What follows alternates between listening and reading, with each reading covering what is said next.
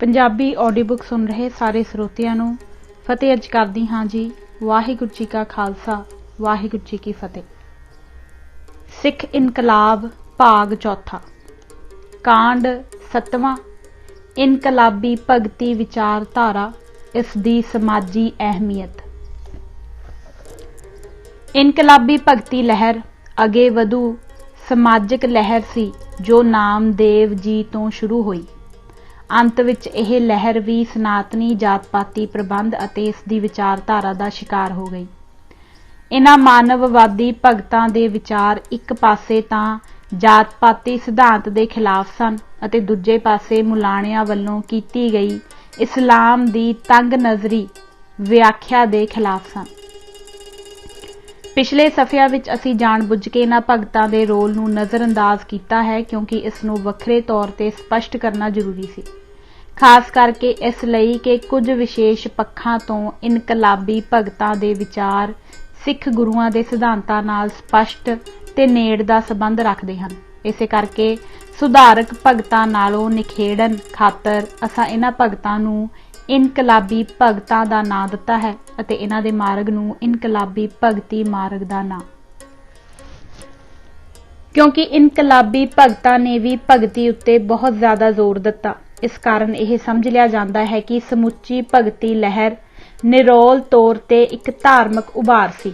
ਇਹ ਗਲਤੀ ਇਸ ਕਰਕੇ ਵੀ ਲੱਗਦੀ ਹੈ ਕਿ ਮੀਰਾਬਾਈ ਵਰਗੇ ਭਗਤਾਂ ਨੂੰ ਵੀ ਇਨਕਲਾਬੀ ਭਗਤਾਂ ਦੀ ਸ਼੍ਰੇਣੀ ਵਿੱਚ ਹੀ ਸ਼ਾਮਲ ਕਰ ਲਿਆ ਜਾਂਦਾ ਹੈ, ਹਾਲਾਂਕਿ ਉਹ ਆਪਣੀ ਧਾਰਮਿਕ ਭਗਤੀ ਵਿੱਚ ਇਸ ਕਦਰ ਲੀਨ ਸਨ ਕਿ ਉਹਨਾਂ ਨੇ ਕਦੇ ਵੀ ਧਰਮ ਦੇ ਸਮਾਜੀ ਪੱਖ ਨੂੰ ਗੋਲਿਆ ਨਹੀਂ। ਸੋ ਭਗਤਾਂ ਵਿੱਚ ਨਿਖੇੜ ਕਰਨ ਦੀ ਲੋੜ ਹੈ ਤਾਂ ਕਿ ਇਨਕਲਾਬੀ ਭਗਤੀ ਮਾਰਗ ਦੇ ਸਿਧਾਂਤਾਂ ਦੀ ਸਮਾਜੀ ਅਹਿਮੀਅਤ ਘੱਟੇ ਕੋਡੀ ਨਾ ਰਲ ਜਾਏ। ਸੋ ਸਮੁੱਚੇ ਭਗਤੀ ਮਾਰਗ ਨੂੰ ਇੱਕਸਾਰ ਵਿਚਾਰਾਂ ਵਾਲਾ ਮਾਰਗ ਸਮਝਣਾ ਗਲਤੀ ਹੈ, ਕਿਉਂਕਿ ਭਗਤੀ ਮਾਰਗਾਂ ਦੇ ਧਾਰਮਿਕ ਤੇ ਸਮਾਜੀ ਵਿਚਾਰਾਂ ਵਿੱਚ ਬਹੁਤ ਡੂੰਘੇ ਮਤਭੇਦ ਹਨ। ਸੁਧਾਰਕ ਭਾਗਵਤਵਾਦ ਅਤੇ ਗੀਤਾ ਦੇ ਭਾਗਵਤਵਾਦ ਵਿਚਕਾਰ ਜ਼ਮੀਨ ਆਸਮਾਨ ਦਾ ਫਰਕ ਹੈ। ਸੁਧਾਰਕ ਭਗਤੀ ਲਹਿਰ ਦੇ ਦਾਇਰੇ ਅੰਦਰ ਅੱਗੋਂ ਵੱਖਰੇ ਵੱਖਰੇ ਭਗਤਾਂ ਦੇ ਇੱਕ ਦੂਜੇ ਨਾਲੋਂ ਸਿਧਾਂਤਕ ਭੇਦ ਸਨ। ਇਹਨਾਂ ਵਿੱਚੋਂ ਕਈ ਦੇਵੀ ਦੇਵਤਿਆਂ ਦੇ ਉਪਾਸ਼ਕ ਸਨ ਅਤੇ ਕਈ ਭਗਤ ਕੇਵਲ ਇੱਕ ਨਿਰੰਕਾਰ ਰੱਬ ਦੇ ਉਪਾਸ਼ਕ ਸਨ। ਇਹਨਾਂ ਧਾਰਮਿਕ ਸਿਧਾਂਤਾਂ ਦੇ ਵਖਰੇਵਿਆਂ ਤੋਂ ਇਲਾਵਾ ਅਲੱਗ-ਅਲੱਗ ਭਗਤਾਂ ਦੇ ਸਮਾਜੀ ਵਿਚਾਰਾਂ ਵਿਚਲੇ ਮਤਭੇਦ ਨਿੱਗਰ ਅਤੇ ਬੁਨਿਆਦੀ ਸਨ। ਸਮਾਜਿਕ ਅਹਿਮੀਅਤ ਦੇ ਨਜ਼ਰੀਏ ਤੋਂ ਭਗਤ ਤਿੰਨਾਂ ਸ਼੍ਰੇਣੀਆਂ ਵਿੱਚ ਵੰਡੇ ਜਾ ਸਕਦੇ ਹਨ। ਇੱਕ, ਮੀਰਾਬਾਈ ਵਰਗੇ ਜੋ ਭਗਤੀ ਵਿੱਚ ਇਤਨੇ ਮਸਤ ਰਹੇ ਕਿ ਉਹਨਾਂ ਸਮਾਜਿਕ ਮਸਲਿਆਂ ਵੱਲ ਧਿਆਨ ਹੀ ਨਹੀਂ ਦਿੱਤਾ। ਦੂਸਰੇ, ਉਹ ਸੁਧਾਰਕ ਜਾਂ ਭਗਤ ਜਿਨ੍ਹਾਂ ਨੇ ਜਾਤ-ਪਾਤੀ ਪ੍ਰਬੰਧ ਦੀ ਵਿਚਾਰਧਾਰਾ ਵਿੱਚ ਛੋਟੇ-ਮੋਟੇ ਸੁਧਾਰ ਕਰਨ ਦੇ ਸੁਝਾਅ ਦਿੱਤੇ ਸਨ, ਪਰ ਇਸ ਦੇ ਮੂਲ ਢਾਂਚੇ ਤੇ ਤਾਣੇ ਪੇਟੇ ਨੂੰ ਸਪਸ਼ਟ ਤੌਰ ਤੇ ਉਲਟਾ ਦੇਣ ਲਈ ਵੰਗਾਰ ਨਹੀਂ ਕੀਤੀ। ਪਰ ਕਬੀਰ ਸਾਹਿਬ ਅਤੇ ਕੁਝ ਦੂਜੇ ਸੰਤਾਂ ਨੇ ਜਾਤ-ਪਾਤੀ ਪ੍ਰਬੰਧ ਦੀ ਵਿਚਾਰਧਾਰਕ ਬੁਨਿਆਦ ਨੂੰ ਉਘਾੜ ਕੇ ਵੰਗਾਰਿਆ। ਉਹਨਾਂ ਨੇ ਸਮਾਜ ਵਿੱਚ ਬੁਨਿਆਦੀ ਤਬਦੀਲੀ ਕਰਨ ਦਾ ਹੋਕਾ ਦਿੱਤਾ।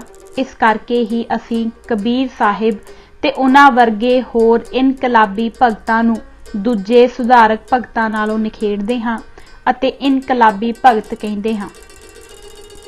ਇਸ ਕਾਂਡ ਵਿੱਚ ਅਸੀਂ ਇਨਕਲਾਬੀ ਭਗਤਾਂ ਦੇ ਕੇਵਲ ਉਹਨਾਂ ਸਿਧਾਂਤਾਂ ਬਾਰੇ ਜ਼ਿਕਰ ਕਰਾਂਗੇ ਜਿਨ੍ਹਾਂ ਰਾਹੀਂ ਉਹਨਾਂ ਨੇ ਜਾਤ-ਪਾਤੀ ਵਿਚਾਰਧਾਰਾ ਅਥਵਾ ਬ੍ਰਾਹਮਣਵਾਦ ਨਾਲੋਂ ਦੋ ਟੁਕ ਸੰਬੰਧ ਤੋੜਿਆ। ਪਹਿਲਾ, ਜਾਤ-ਪਾਤੀ ਪ੍ਰਬੰਧ। ਇਨਕਲਾਬੀ ਭਗਤ ਕੇਵਲ ਇੱਕ ਨਿਰੰਕਾਰ ਰੱਬ ਦੇ ਉਪਾਸ਼ਕ ਸਨ। ਇਸ ਧਾਰਮਿਕ ਸਿਧਾਂਤ ਦਾ ਅਰਥ ਹੈ ਕਿ ਸਮੁੱਚੀ ਲੋਕਾਈ ਦਾ ਪਿਤਾ ਇੱਕੋ ਰੱਬ ਹੈ ਅਤੇ ਸਾਰੇ ਮਨੁੱਖਾਂ ਦਾ ਭਾਈਚਾਰਾ ਇੱਕੋ ਹੈ। ਇਹਨਾਂ ਧਾਰਮਿਕ ਸਿਧਾਂਤਾਂ ਦੇ ਡੂੰਘੇ ਸਮਾਜੀ ਅਰਥ ਵੀ ਹਨ। ਇਹ ਸਿਧਾਂਤ ਜਾਤ-ਪਾਤੀ ਪ੍ਰਬੰਧ ਦੀਆਂ ਉਹਨਾਂ ਸੰਪਰਦਾਇਕ ਤੇ ਊਚ-ਨੀਚ ਦੀਆਂ ਸਮਾਜੀ ਕਦਰਾਂ ਨੂੰ ਕੱਟਦੇ ਹਨ ਜਿਨ੍ਹਾਂ ਮੁਤਾਬਕ ਇਨਸਾਨ ਅਸੂਲੀ ਤੌਰ ਉੱਤੇ ਇੱਕ ਦੂਜੇ ਨਾਲੋਂ ਉੱਚੇ ਨੀਵੇਂ ਹਨ ਅਤੇ ਜਿਹੜੀਆਂ ਕਦਰਾਂ ਕੀਮਤਾਂ ਜਾਤ-ਪਾਤੀ ਪ੍ਰਬੰਧ ਨੂੰ ਪਵਿੱਤਰ ਹੋਣ ਦੀ ਮੋਹਰ ਲਾਉਂਦੀਆਂ ਸਨ। ਕਬੀਰ ਭਗਤ ਜੀ ਨੇ ਸਪਸ਼ਟ ਸ਼ਬਦਾਂ ਵਿੱਚ ਐਲਾਨ ਕੀਤਾ, ਏਕ ਨੂਰ ਤੇ ਸਭ ਜਗ ਉਪਜਿਆ, ਕੌਣ ਭਲੇ ਕੋ ਮੰਦੇ, ਅਤੇ ਬ੍ਰਾਹਮਣ ਨੂੰ ਵੰਗਾਰਿਆ, ਜੋ ਤੂੰ ਬ੍ਰਾਹਮਣ ਬ੍ਰਹਮਣੀ ਜਾਇਆ, तो आन बाट काहे नहीं आया। तुम कत ब्राह्मण हम कत सूद, हम कत लोहू तुम कत दूध। ਅਜਿਹੇ ਸਲੋਕਾਂ ਤੋਂ ਇਹ ਗੱਲ ਸਪਸ਼ਟ ਹੋ ਜਾਂਦੀ ਹੈ ਕਿ ਮਨੁੱਖੀ ਬਰਾਬਰੀ ਦੀ ਸਮੱਸਿਆ ਬਾਰੇ ਇਹਨਾਂ ਭਗਤਾਂ ਦੇ ਵਿਚਾਰ ਬ੍ਰਾਹਮਣਵਾਦ ਦੇ ਵਿਚਾਰਾਂ ਨਾਲੋਂ ਬੁਨਿਆਦੀ ਤੌਰ ਤੇ ਵੱਖਰੇ ਸਨ। ਇਹ ਸਿਧਾਂਤਕ ਤਬਦੀਲੀ ਭਾਰਤ ਦੇ ਸਮਾਜੀ ਵਿਚਾਰਧਾਰਾ ਦੇ ਸਮੁੰਦਰ ਵਿੱਚ ਇੱਕ ਚਾਨਣ ਮੁਨਾਰਾ ਹੈ। ਐਸੇ ਸਲੋਕ ਵੀ ਮਿਲਦੇ ਹਨ ਜਿਨ੍ਹਾਂ ਵਿੱਚ ਭਗਤਾਂ ਨੇ ਸਿੱਧੇ ਤੌਰ ਤੇ ਜਾਤ ਪਾਤੀ ਪ੍ਰਬੰਧ ਦੇ ਵਾਜਬ ਹੋਣ ਦਾ ਖੰਡਨ ਕੀਤਾ ਹੈ। ਕਹਿ ਕਮੀਰ ਕੁਲ ਜਾਤ ਪਾਤ तद चीटी होए चुन खाई। कह रविदास जो जपै नाम, तिस जात ना जन्म ना जोन काम। पर क्योंकि यह सलोक धार्मिक मुहावरे विच कहे गए हैं, फिर भी यह दलील दिती जा सकती है कि भगत सिर्फ धार्मिक बराबरी ही मानते सन, समाजी बराबरी नूं नहीं।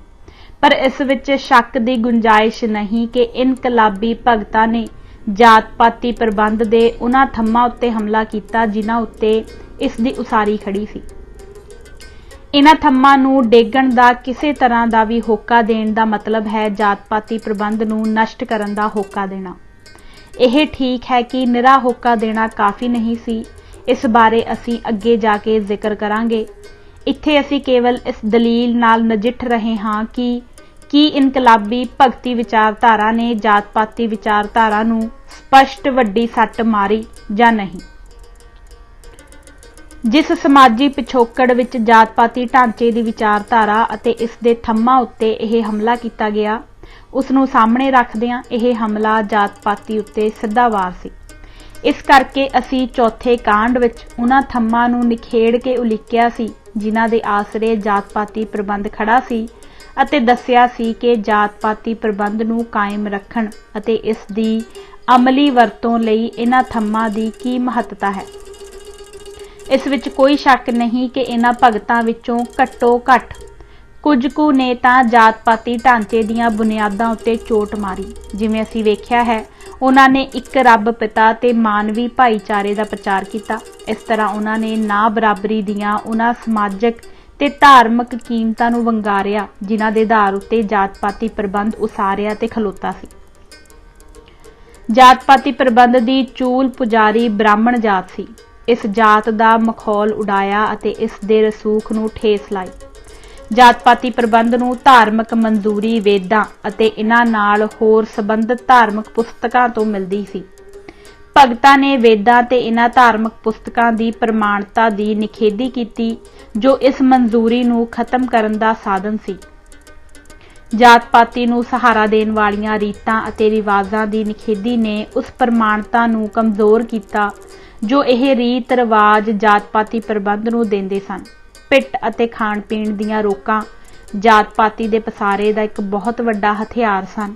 ਇਨਕਲਾਬੀ ਭਗਤਾਂ ਨੇ ਪਿੱਟ ਤੇ ਛੂਤ ਛਾਤ ਦੇ ਸਿਧਾਂਤ ਨੂੰ ਠੁਕਰਾ ਦਿੱਤਾ। इन्हां नुक्तियां संबंधी इनकलाबी भगतां दी पोजीशन इतनी स्पष्ट है कि असीं उन्हां दी बाणी दे इत्थे हवाल देने बेलोड़े समझदे हां। उन्हां दी बाणी पढ़न तो साफ पता लगदा है कि उन्हां दे सिद्धांत धार्मिक दायरे तक सीमित नहीं सन, क्योंकि उन्हां वल्लों सारे थंमां दी निखेधी कीती गई जिन्हां दे आसरे जात पाती विचारधारा ते प्रबंध खड़े सन। जिन्हां जोरदार लफ्ज़ां विच उन्हां ने जात पाती विचारधारा ते प्रबंध नूं आसरा देण वाले थंमां दी निखेधी कीती, उस तों घट्टो घੱਟ ਇਹ ਗੱਲ पूर्ण तौर उत्ते प्रतੱਖ ਹੁੰਦੀ ਹੈ कि ਉਹ महापुरख जात पाती प्रबंध ਅਤੇ ਇਸ ਦੀ ਵਿਚਾਰਧਾਰਾ ਨੂੰ ਆਪਣੇ ਧਾਰਮਿਕ ਵਿਚਾਰਾਂ ਅਤੇ ਨਿਸ਼ਾਨਿਆਂ ਦੇ ਰਾਹ ਵਿੱਚ ਅੜਿੱਕਾ ਸਮਝਦੇ ਸਨ। ਸਾਨੂੰ ਇਸ ਸਵਾਲ ਵਿੱਚ ਪੈਣ ਦੀ ਲੋੜ ਨਹੀਂ ਕਿ ਉਹਨਾਂ ਨੇ ਜਾਤ ਪਾਤੀ ਪ੍ਰਬੰਧ ਦੀ ਵਿਚਾਰਧਾਰਾ ਦੀ ਨਿਖੇਧੀ ਆਪਣੇ ਨਿਰੋਲ ਧਾਰਮਿਕ ਨਿਸ਼ਾਨਿਆਂ ਨੂੰ ਸਾਹਮਣੇ ਰੱਖ ਕੇ ਕੀਤੀ ਜਾਂ ਆਪਣੇ ਸਿੱਧੇ ਸਮਾਜੀ ਨਿਸ਼ਾਨਿਆਂ ਕਾਰਨ। ਅੰਤਮ ਸਿੱਟਾ ਤਾਂ ਪ੍ਰਤੱਖ ਹੈ ਕਿ ਉਹਨਾਂ ਸਪਸ਼ਟ ਲਫ਼ਜ਼ਾਂ ਵਿੱਚ ਜਾਤ ਪਾਤੀ ਵਿਚਾਰਧਾਰਾ ਦੀ ਨਿਖੇਧੀ ਕੀਤੀ, ਜਿਸ ਦਾ ਮਤਲਬ ਹੈ ਜਾਤ ਪਾਤੀ ਪ੍ਰਬੰਧ ਦੀ ਨਿਖੇਧੀ। ਇੱਕ ਦਲੀਲ ਇਹ ਦਿੱਤੀ ਜਾਂਦੀ ਹੈ ਕਿ ਭਗਤ ਮਾਨਵੀ ਬਰਾਬਰੀ ਦੇ ਮੁੱਦਈ ਤਾਂ ਸਨ, ਪਰ ਜਾਤ ਪਾਤ ਦੀ ਸਮੱਸਿਆ ਦੇ ਖਿਲਾਫ ਨਹੀਂ ਸਨ ਜਾਂ ਇਸ ਵੱਲੋਂ ਬੇਧਿਆਨੇ ਸਨ। ਕਿ ਇਸ ਦਾ ਮਤਲਬ ਇਹ ਹੈ ਕਿ ਮਾਨਵੀ ਬਰਾਬਰੀ ਦਾ ਉਦੇਸ਼ ਜਾਤ ਪਾਤੀ ਦਾ ਵਿਰੋਧ ਨਹੀਂ। ਕਿ ਮਾਨਵੀ ਬਰਾਬਰੀ ਅਤੇ ਜਾਤ ਪਾਤੀ ਇੱਕੋ ਥਾਲੀ ਵਿੱਚ ਪਰੋਸੇ ਜਾ ਸਕਦੇ ਹਨ। ਇੱਕ ਹੋਰ ਦਲੀਲ ਇਹ ਦਿੱਤੀ ਜਾਂਦੀ ਹੈ ਕਿ ਭਗਤਾਂ ਨੇ ਜਾਤ ਪਾਤੀ ਪ੍ਰਬੰਧ ਦੇ ਥੰਮਾਂ ਉੱਤੇ ਤਾਂ ਹਮਲਾ ਕੀਤਾ, ਪਰ ਜਾਤ ਪਾਤੀ ਪ੍ਰਬੰਧ ਉੱਤੇ ਸਮੁੱਚੇ ਤੌਰ ਤੇ ਹਮਲਾ ਨਹੀਂ ਕੀਤਾ। ਇਸ ਸੰਬੰਧੀ ਅਸੀਂ ਇਹ ਕਹਿਣਾ ਹੀ ਕਾਫੀ ਸਮਝਦੇ ਹਾਂ ਕਿ ਅਜਿਹੀ ਦਲੀਲ ਦੇਣ ਵਾਲੇ ਜਾਤ ਪਾਤੀ ਪ੍ਰਬੰਧ ਦੇ ਮੁੱਢ, ਇਸ ਦੇ ਢਾਂਚੇ, ਇਸ ਦੇ ਅਸਲੇ ਅਤੇ ਇਸ ਦੀ ਕੰਮ ਕਰਨ ਦੀ ਵਿਧੀ ਬਾਰੇ ਅਣਜਾਣ ਹਨ। ਇਹ ਸੋਚਣਾ ਫਜ਼ੂਲ ਹੈ ਕਿ ਜਾਤ ਪਾਤੀ ਪ੍ਰਬੰਧ ਦੇ ਸਾਰੇ ਥੰਮਾਂ ਨੂੰ ਖਤਮ ਕਰ ਦੇਣ ਪਿੱਛੋਂ ਵੀ ਇਸ ਦਾ ਉੱਪਰਲਾ ਉਸਾਰ ਕਾਇਮ ਰਹਿ ਸਕਣ ਦੀ ਸੰਭਾਵਨਾ ਹੈ। ਅਸਲ ਵਿੱਚ ਜਿਨ੍ਹਾਂ ਸ਼ਕਤੀਆਂ ਜਾਂ ਕਾਰਨਾਂ ਨੇ ਇਹਨਾਂ ਥੰਮਾਂ ਨੂੰ ਹੋਂਦ ਵਿੱਚ ਲਿਆਂਦਾ, ਉਹਨਾਂ ਦੀ ਦੇਣ ਇਕੱਲੀ ਦੁਕੱਲੀ ਜਾਂ ਮੇਲ-ਜੋਲ ਤੋਂ ਬਣੀ ਦੇ ਕਾਰਨ ਹੀ ਕੇਵਲ ਭਾਰਤੀ ਸਮਾਜ ਵਿੱਚ ਜਮਾਤਾਂ ਨੇ ਜਾਤਾਂ ਦਾ ਪੱਕਾ ਰੂਪ ਧਾਰਨ ਕੀਤਾ। ਦੂਜਾ, ਸਰਬਵਾਦ। ਇਨਕਲਾਬੀ ਭਗਤਾਂ ਦੀ ਵਿਚਾਰਧਾਰਾ ਦਾ ਇੱਕ ਹੋਰ ਵੱਡਾ ਅੰਗ ਸਰਬਤਵਾਦੀ ਸਿਧਾਂਤ ਸੀ, ਜਿਸ ਦੀ ਬਹੁਤ ਹੀ ਜ਼ਿਆਦਾ ਸਮਾਜੀ ਮਹੱਤਤਾ ਸੀ। ਕਬੀਰ ਸਾਹਿਬ ਨੂੰ ਮੁਸਲਮਾਨ ਕਾਫਰ ਸਮਝਦੇ ਸਨ ਅਤੇ ਹਿੰਦੂ ਮੁਸਲਮਾਨ ਕਹਿੰਦੇ ਸਨ। ਜਦੋਂ ਕਬੀਰ ਸਾਹਿਬ ਨੂੰ ਉਹਨਾਂ ਦੀ ਜਾਤ ਅਤੇ ਸੰਪਰਦਾ ਬਾਰੇ ਪੁੱਛਿਆ ਗਿਆ ਤਾਂ ਉਹਨਾਂ ਦਾ ਜਵਾਬ ਸੀ ਕਿ ਉਹ ਤਾਂ ਸਿਰਫ ਕਬੀਰ ਹਨ। ਇਹਨਾਂ ਸੰਤਾਂ ਦੀ ਬਾਣੀ ਤੋਂ ਪਤਾ ਲੱਗਦਾ ਹੈ ਕਿ ਉਹ ਜਾਤ, ਜਮਾਤ ਅਤੇ ਸੰਪਰਦਾਇਕਤਾ ਆਦਿ ਸਭ ਵਿਚਾਰਾਂ ਤੋਂ ਉੱਪਰ ਸਨ। ਉਹਨਾਂ ਨੇ ਆਪਣੇ ਸਰਬਤਵਾਦ ਨੂੰ ਕਿਸੇ ਇੱਕ ਗੁਰੂ, ਪੀਰ ਜਾਂ ਧਾਰਮਿਕ ਪੁਸਤਕ ਦੀ ਪ੍ਰਮਾਣਤਾ ਨਾਲ ਨੂੜ ਕੇ ਇਸ ਨੂੰ ਤੰਗ ਦਾਇਰੇ ਵਾਲੀ ਜਾਂ ਵਿਤਕਰਾ ਕਰਨ ਵਾਲੀ ਨਹੀਂ ਸੀ ਬਣਾਇਆ। ਉਹਨਾਂ ਦੀ ਪਹਿਲੀ ਵਫਾਦਾਰੀ ਪਰਮਾਤਮਾ ਪ੍ਰਤੀ ਸੀ ਅਤੇ ਉਹ ਇੱਕ ਸੱਚੇ ਪ੍ਰਾਣੀ ਦੇ ਤੌਰ ਉੱਤੇ ਜੀਵਨ ਬਿਤਾਉਣ ਵਿੱਚ ਯਕੀਨ ਰੱਖਦੇ ਸਨ। ਜਿੱਥੋਂ ਵੀ ਸੱਚਾਈ ਮਿਲੇ ਉਹ ਪ੍ਰਵਾਨ ਕਰਦੇ ਅਤੇ ਜੋ ਵੀ ਸੱਚਾਈ ਦੇ ਅਨੁਸਾਰ ਨਾ ਹੋਵੇ ਉਸ ਨੂੰ ਰੱਦ ਕਰਦੇ। ਇਸ ਦ੍ਰਿਸ਼ਟੀਕੋਣ ਦੇ ਫਲਸਰੂਪ ਉਹ ਕਿਸੇ ਗੁਰੂ, ਪੀਰ ਜਾਂ ਧਾਰਮਿਕ ਪੁਸਤਕ ਨੂੰ ਨਾ ਸਮੁੱਚੇ ਤੌਰ ਉੱਤੇ ਮੰਨਦੇ ਅਤੇ ਨਾ ਸਮੁੱਚੇ ਤੌਰ ਉੱਤੇ ਰੱਦ ਕਰਦੇ। ਇੱਕ ਪਾਸੇ ਤਾਂ ਉਹ ਜਗਿਆਸੂ ਨੂੰ ਸਾਰੀਆਂ ਧਾਰਮਿਕ ਪੁਸਤਕਾਂ ਵਿੱਚੋਂ ਅਸਲ ਸੱਚ ਲੱਭਣ ਦੀ ਪ੍ਰੇਰਨਾ ਕਰਦੇ ਹਨ। ਵੇਦ ਕਤੇਬ ਕਹੋ ਮਤ ਝੂਠੇ, ਝੂਠਾ ਜੋ ਨਾ ਵਿਚਾਰੇ। ਦੂਜੇ ਪਾਸੇ ਉਹ ਜਾਤ ਪਾਤੀ ਪ੍ਰਬੰਧ ਅਤੇ ਨਸਲੀ ਪੱਖਪਾਤ ਨੂੰ ਕਾਇਮ ਰੱਖਣ ਵਾਲੀਆਂ ਧਾਰਮਿਕ ਸੰਸਥਾਵਾਂ ਅਤੇ ਪੁਸਤਕਾਂ ਸਭ ਦੀ ਨਿਖੇਧੀ ਕਰਨ ਲੱਗਿਆਂ ਜ਼ਰਾ ਵੀ ਨਾ ਝਿਜਕਦੇ। ਉੱਪਰ ਦਿੱਤੀ ਟੂਕ ਦਾ ਇਹ ਅਰਥ ਨਹੀਂ ਲਿਆ ਜਾਣਾ ਚਾਹੀਦਾ ਕਿ ਇਨਕਲਾਬੀ ਭਗਤ ਹਿੰਦੂ ਸੁਧਾਰਵਾਦੀ ਸਨ, ਕਿਉਂਕਿ ਉਹ ਵੇਦ ਅਤੇ ਕਤੇਬ ਦੋਹਾਂ ਦਾ ਇਕੱਠਿਆਂ ਜ਼ਿਕਰ ਕਰਦੇ ਹਨ ਅਤੇ ਇਸ ਟੂਕ ਮੁਤਾਬਕ ਉਹਨਾਂ ਨੂੰ ਮੁਸਲਮਾਨ ਸੁਧਾਰਵਾਦੀ ਵੀ ਕਿਹਾ ਜਾ ਸਕਦਾ ਹੈ। ਪਰ ਉਹ ਇਹਨਾਂ ਦੋਹਾਂ ਵਿੱਚੋਂ ਕੁਝ ਵੀ ਨਹੀਂ ਸਨ। ਉਹ ਅਵਲ ਤੋਂ ਆਖਰ ਤੱਕ ਮਾਨਵਵਾਦੀ ਸਨ। ਉਹਨਾਂ ਨੇ ਆਪਣਾ ਨਵਾਂ ਸਿਧਾਂਤ ਦਿੱਤਾ। ਕਾਫਰ ਬਨਾਮ ਮਲੇਸ਼ ਦੀ ਟੱਕਰ ਦੇ ਪ੍ਰਸੰਗ ਵਿੱਚ ਇਨਕਲਾਬੀ ਭਗਤਾਂ ਦੇ ਇਸ ਸਰਬਤਵਾਦ ਦਾ ਬਹੁਤ ਵੱਡਾ ਸਮਾਜੀ ਮਹੱਤਵ ਸੀ। ਇਸ ਬਾਰੇ ਵਧੇਰੇ ਚਾਨਣਾ ਹੋ ਜਾਂਦਾ ਹੈ ਜੇ ਅਸੀਂ ਪਾਕਿਸਤਾਨ ਬਣਨ ਨਾਲ ਸੰਬੰਧਿਤ ਘਟਨਾਵਾਂ ਉੱਤੇ ਸਰਸਰੀ ਨਜ਼ਰ ਮਾਰੀਏ। ਭਾਰਤ ਦੀ ਵੰਡ ਹਿੰਦੂ ਆਮ ਜਨਤਾ ਤੇ ਮੁਸਲਮਾਨ ਆਮ ਜਨਤਾ ਦੋਹਾਂ ਦੇ ਰਾਜ ਸੀ ਅਤੇ ਆਰਥਿਕ ਹਿੱਤਾਂ ਵਿੱਚ ਨਹੀਂ ਸੀ। ਇਹ ਧਾਰਮਿਕ ਜਜ਼ਬਾਤ ਹੀ ਸਨ ਜਿਨ੍ਹਾਂ ਕਾਰਨ ਲੱਖਾਂ ਮੁਸਲਮਾਨ ਹਿੰਦ ਛੱਡ ਕੇ ਪਾਕਿਸਤਾਨ ਚਲੇ ਗਏ ਅਤੇ ਲੱਖਾਂ ਗੈਰ ਮੁਸਲਮਾਨ ਪਾਕਿਸਤਾਨ ਛੱਡ ਕੇ ਹਿੰਦ ਆ ਗਏ। ਲੋਕਾਂ ਨੇ ਆਪਣੀਆਂ ਬਣੀਆਂ ਬਣਾਈਆਂ ਜਾਇਦਾਦਾਂ ਛੱਡ ਦਿੱਤੀਆਂ ਤੇ ਆਪਣੇ ਆਰਥਿਕ ਹਿੱਤਾਂ ਨੂੰ ਕੁਰਬਾਨ ਕਰ ਦਿੱਤਾ ਅਤੇ ਨਵੇਂ ਵਸੇਬੇ ਢੂੰਡਣ ਲਈ ਓਪਰੀਆਂ ਥਾਵਾਂ ਵੱਲ ਠਿੱਲ ਪਏ। ਜਿੱਥੋਂ ਤੱਕ ਉਹਨਾਂ ਦੇ ਆਰਥਿਕ ਭਵਿੱਖ ਦਾ ਸਵਾਲ ਹੈ, ਉਹਨਾਂ ਨੇ ਅੰਨੇ ਖੂਹ ਵਿੱਚ ਛਾਲ ਮਾਰੀ। ਅਜਿਹਾ ਉਸ ਸਮੇਂ ਵਾਪਰਿਆ ਜਦ ਪੱਛਮੀ ਸੱਭਿਆਚਾਰ ਦਾ, ਜਿਸ ਦਾ ਵਿਸ਼ੇਸ਼ ਪ੍ਰਭਾਵ ਵਿਗਿਆਨਵਾਨਾ ਧਰਮ ਵੱਲੋਂ ਉਪਰਾਮਤਾ ਵਾਲਾ ਹੈ। ਇਸ ਤੋਂ ਇਹ ਕਲਪਨਾ ਸੌਖਿਆਂ ਹੀ ਕੀਤੀ ਜਾ ਸਕਦੀ ਹੈ ਕਿ ਮੱਧ ਯੁੱਗ ਵਿੱਚ ਕਾਫਰ ਮਲੇਸ਼ ਦੇ ਆਪਸ ਵਿੱਚ ਵਿਰੋਧੀ ਜਜ਼ਬਾਤ ਕਿਸ ਹੱਦ ਤੱਕ ਡੂੰਘੇ ਹੋਣਗੇ ਅਤੇ ਉਹਨਾਂ ਨੇ ਲੋਕਾਂ ਦੇ ਰਾਜਸੀ ਅਤੇ ਆਰਥਿਕ ਜੀਵਨ ਨੂੰ ਕਿਸ ਹੱਦ ਤੱਕ ਲਪੇਟ ਲਿਆ ਹੋਵੇਗਾ। ਉਸ ਯੁੱਗ ਵਿੱਚ ਜਦੋਂ ਕੋਈ ਸਮਾਜੀ ਤਬਦੀਲੀ ਲਿਆਉਣ ਲਈ ਧਰਮ ਸਭ ਤੋਂ ਅਹਿਮ ਸਾਧਨ ਸੀ, ਕੇਵਲ ਭਗਤਾਂ ਦੇ ਸਰਬਤਵਾਦੀ ਵਿਚਾਰ ਹੀ ਕਾਫਰ ਮਲੇਸ਼ ਦੀ ਪਰਸਪਰ ਨਫ਼ਰਤ ਦੇ ਜ਼ਹਿਰ ਨੂੰ ਕੱਟ ਸਕਦੇ ਸਨ ਅਤੇ ਮਾਨਵੀ ਕਦਰਾਂ ਨੂੰ ਵਧਾ ਸਕਦੇ ਸਨ। ਭਾਰਤ ਵਿੱਚ ਸੂਫੀਆਂ ਦਾ ਵਤੀਰਾ ਇਸ ਗੱਲ ਨੂੰ ਹੋਰ ਵੀ ਸਪਸ਼ਟ ਕਰ ਦਿੰਦਾ ਹੈ। ਇਹਨਾਂ ਵਿੱਚੋਂ ਬਹੁਤ ਸਾਰੇ ਸੂਫੀ ਜਾਂ खुद गैर मुसलमानां नूं मुसलमान बनाउण विच लगे होए सन जां इस बारे अमल नूं घट्टो घੱਟ बुरा नहीं सी समझदे, क्योंकि कोई भी अजिही मिसाल नहीं मिलती जिथे उन्हां ने हिंदुआं उत्ते हुंदे धार्मिक जबर दा विरोध कीता होवे।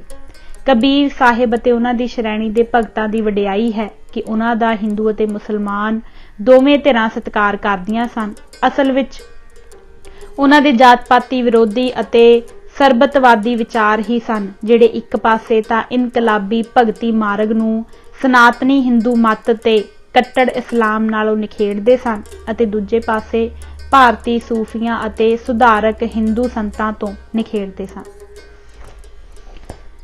तीजा, भगतां दा रोल। कुछ लेखक इस गल नूं सिद्ध करन दा जोर लगा रहे हन कि भगती लहर एक सुधारवादी लहर सी जो ब्राह्मणवाद नूं अंदरों सुधारना चाहुंदी सी। यह गल उन्हां वैष्णववादी अते शैववादियां वर्गे संप्रदायिक भगती सिद्धांतां बारे तां कही जा सकदी है, जिहड़े सनातनता नाल बझे होए सन, पर कबीर साहिब अते उन्हां दे कई हमख्याल भगत मूलों ही वखरी श्रेणी दे सन। हिंदू मत इन बिन नहीं उलीकिया जा सकिया। करुक यह निचोड़ कढ़दा है। इस तरह हिंदू मत जांगली पद्धर उत्ते विखरे होए बहुदेववाद दी एक खास मिसाल पेश करदा है।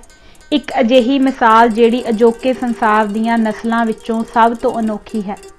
इस दा कारण यह है कि अजिही कोई भी वियोंत संगठन दा जतन इसकी परंपरा ते स्पिरिट दे असलों खिलाफ है। इन्हां रीतां ते सिद्धांतां दी गड़बड़ चौथ नूं एक दूजे नाल जोड़न वालियां कुंडियां यह हन। पहली वेदां दी सब तो वड्डी मनोत। वेदां दी मनोत विच ही शामिल ਉਹ सब पुराणियां लिखतां ते रवायतां हन जिन्हां दी टेक रख के लोकी अपना अंतम धार्मिक विश्वास अते जीवन जुगत कायम करदे सन। दूजी कुंडी सी ब्राह्मण पुजारी जात दी पवित्रता दी मानता। ब्राह्मणां नूं मानता इसलिए दित्ती जांदी सी क्योंकि उन्हां नूं ज्ञान दे राखे अते कौम ते रस्मां करन दे वाहद हकदार समझिया जांदा सी। यह ठीक है कि ब्राह्मणां नूं देश के ਵੱਖ-ਵੱਖ हिस्सिਆਂ विच इक्को जिही मानता नहीं सी मिलदी, किधरे वध ते किधरे घट। तीजी कुंडी पवित्र तीर्थां दा सत्कार। चौथी कुंडी सी संस्कृत नूं पवित्र जबान दे तौर ते अपनाउणा। पंजवीं कुंडी सी गऊ दा आम सत्कार। इनकलाबी भगती मार्ग ने स्पष्ट तौर ते सनातनी धर्म ग्रंथां ते परंपरा नूं ठुकरा दिता। पुजारी ब्राह्मणा दी पवित्रता दा मखौल उड़ाया, तीर्थां दे सत्कार दी निखेधी कीती, अवतारवाद दे सिद्धांत दा खंडन कीता अते अपने विचारां दे प्रचार लई जाण बुੱਝ के लोक बोलियां दी वरतों कीती। ऐन मुमकिन है कि इन्हां भगतां विचों बहुत सारिਆਂ नूं संस्कृत आउंदी ही ना होवे। ਉਹ गऊ दे सत्कार बारे चुप सन, शायद उन्हां ने इस नूं कोई अहमियत नहीं दित्ती।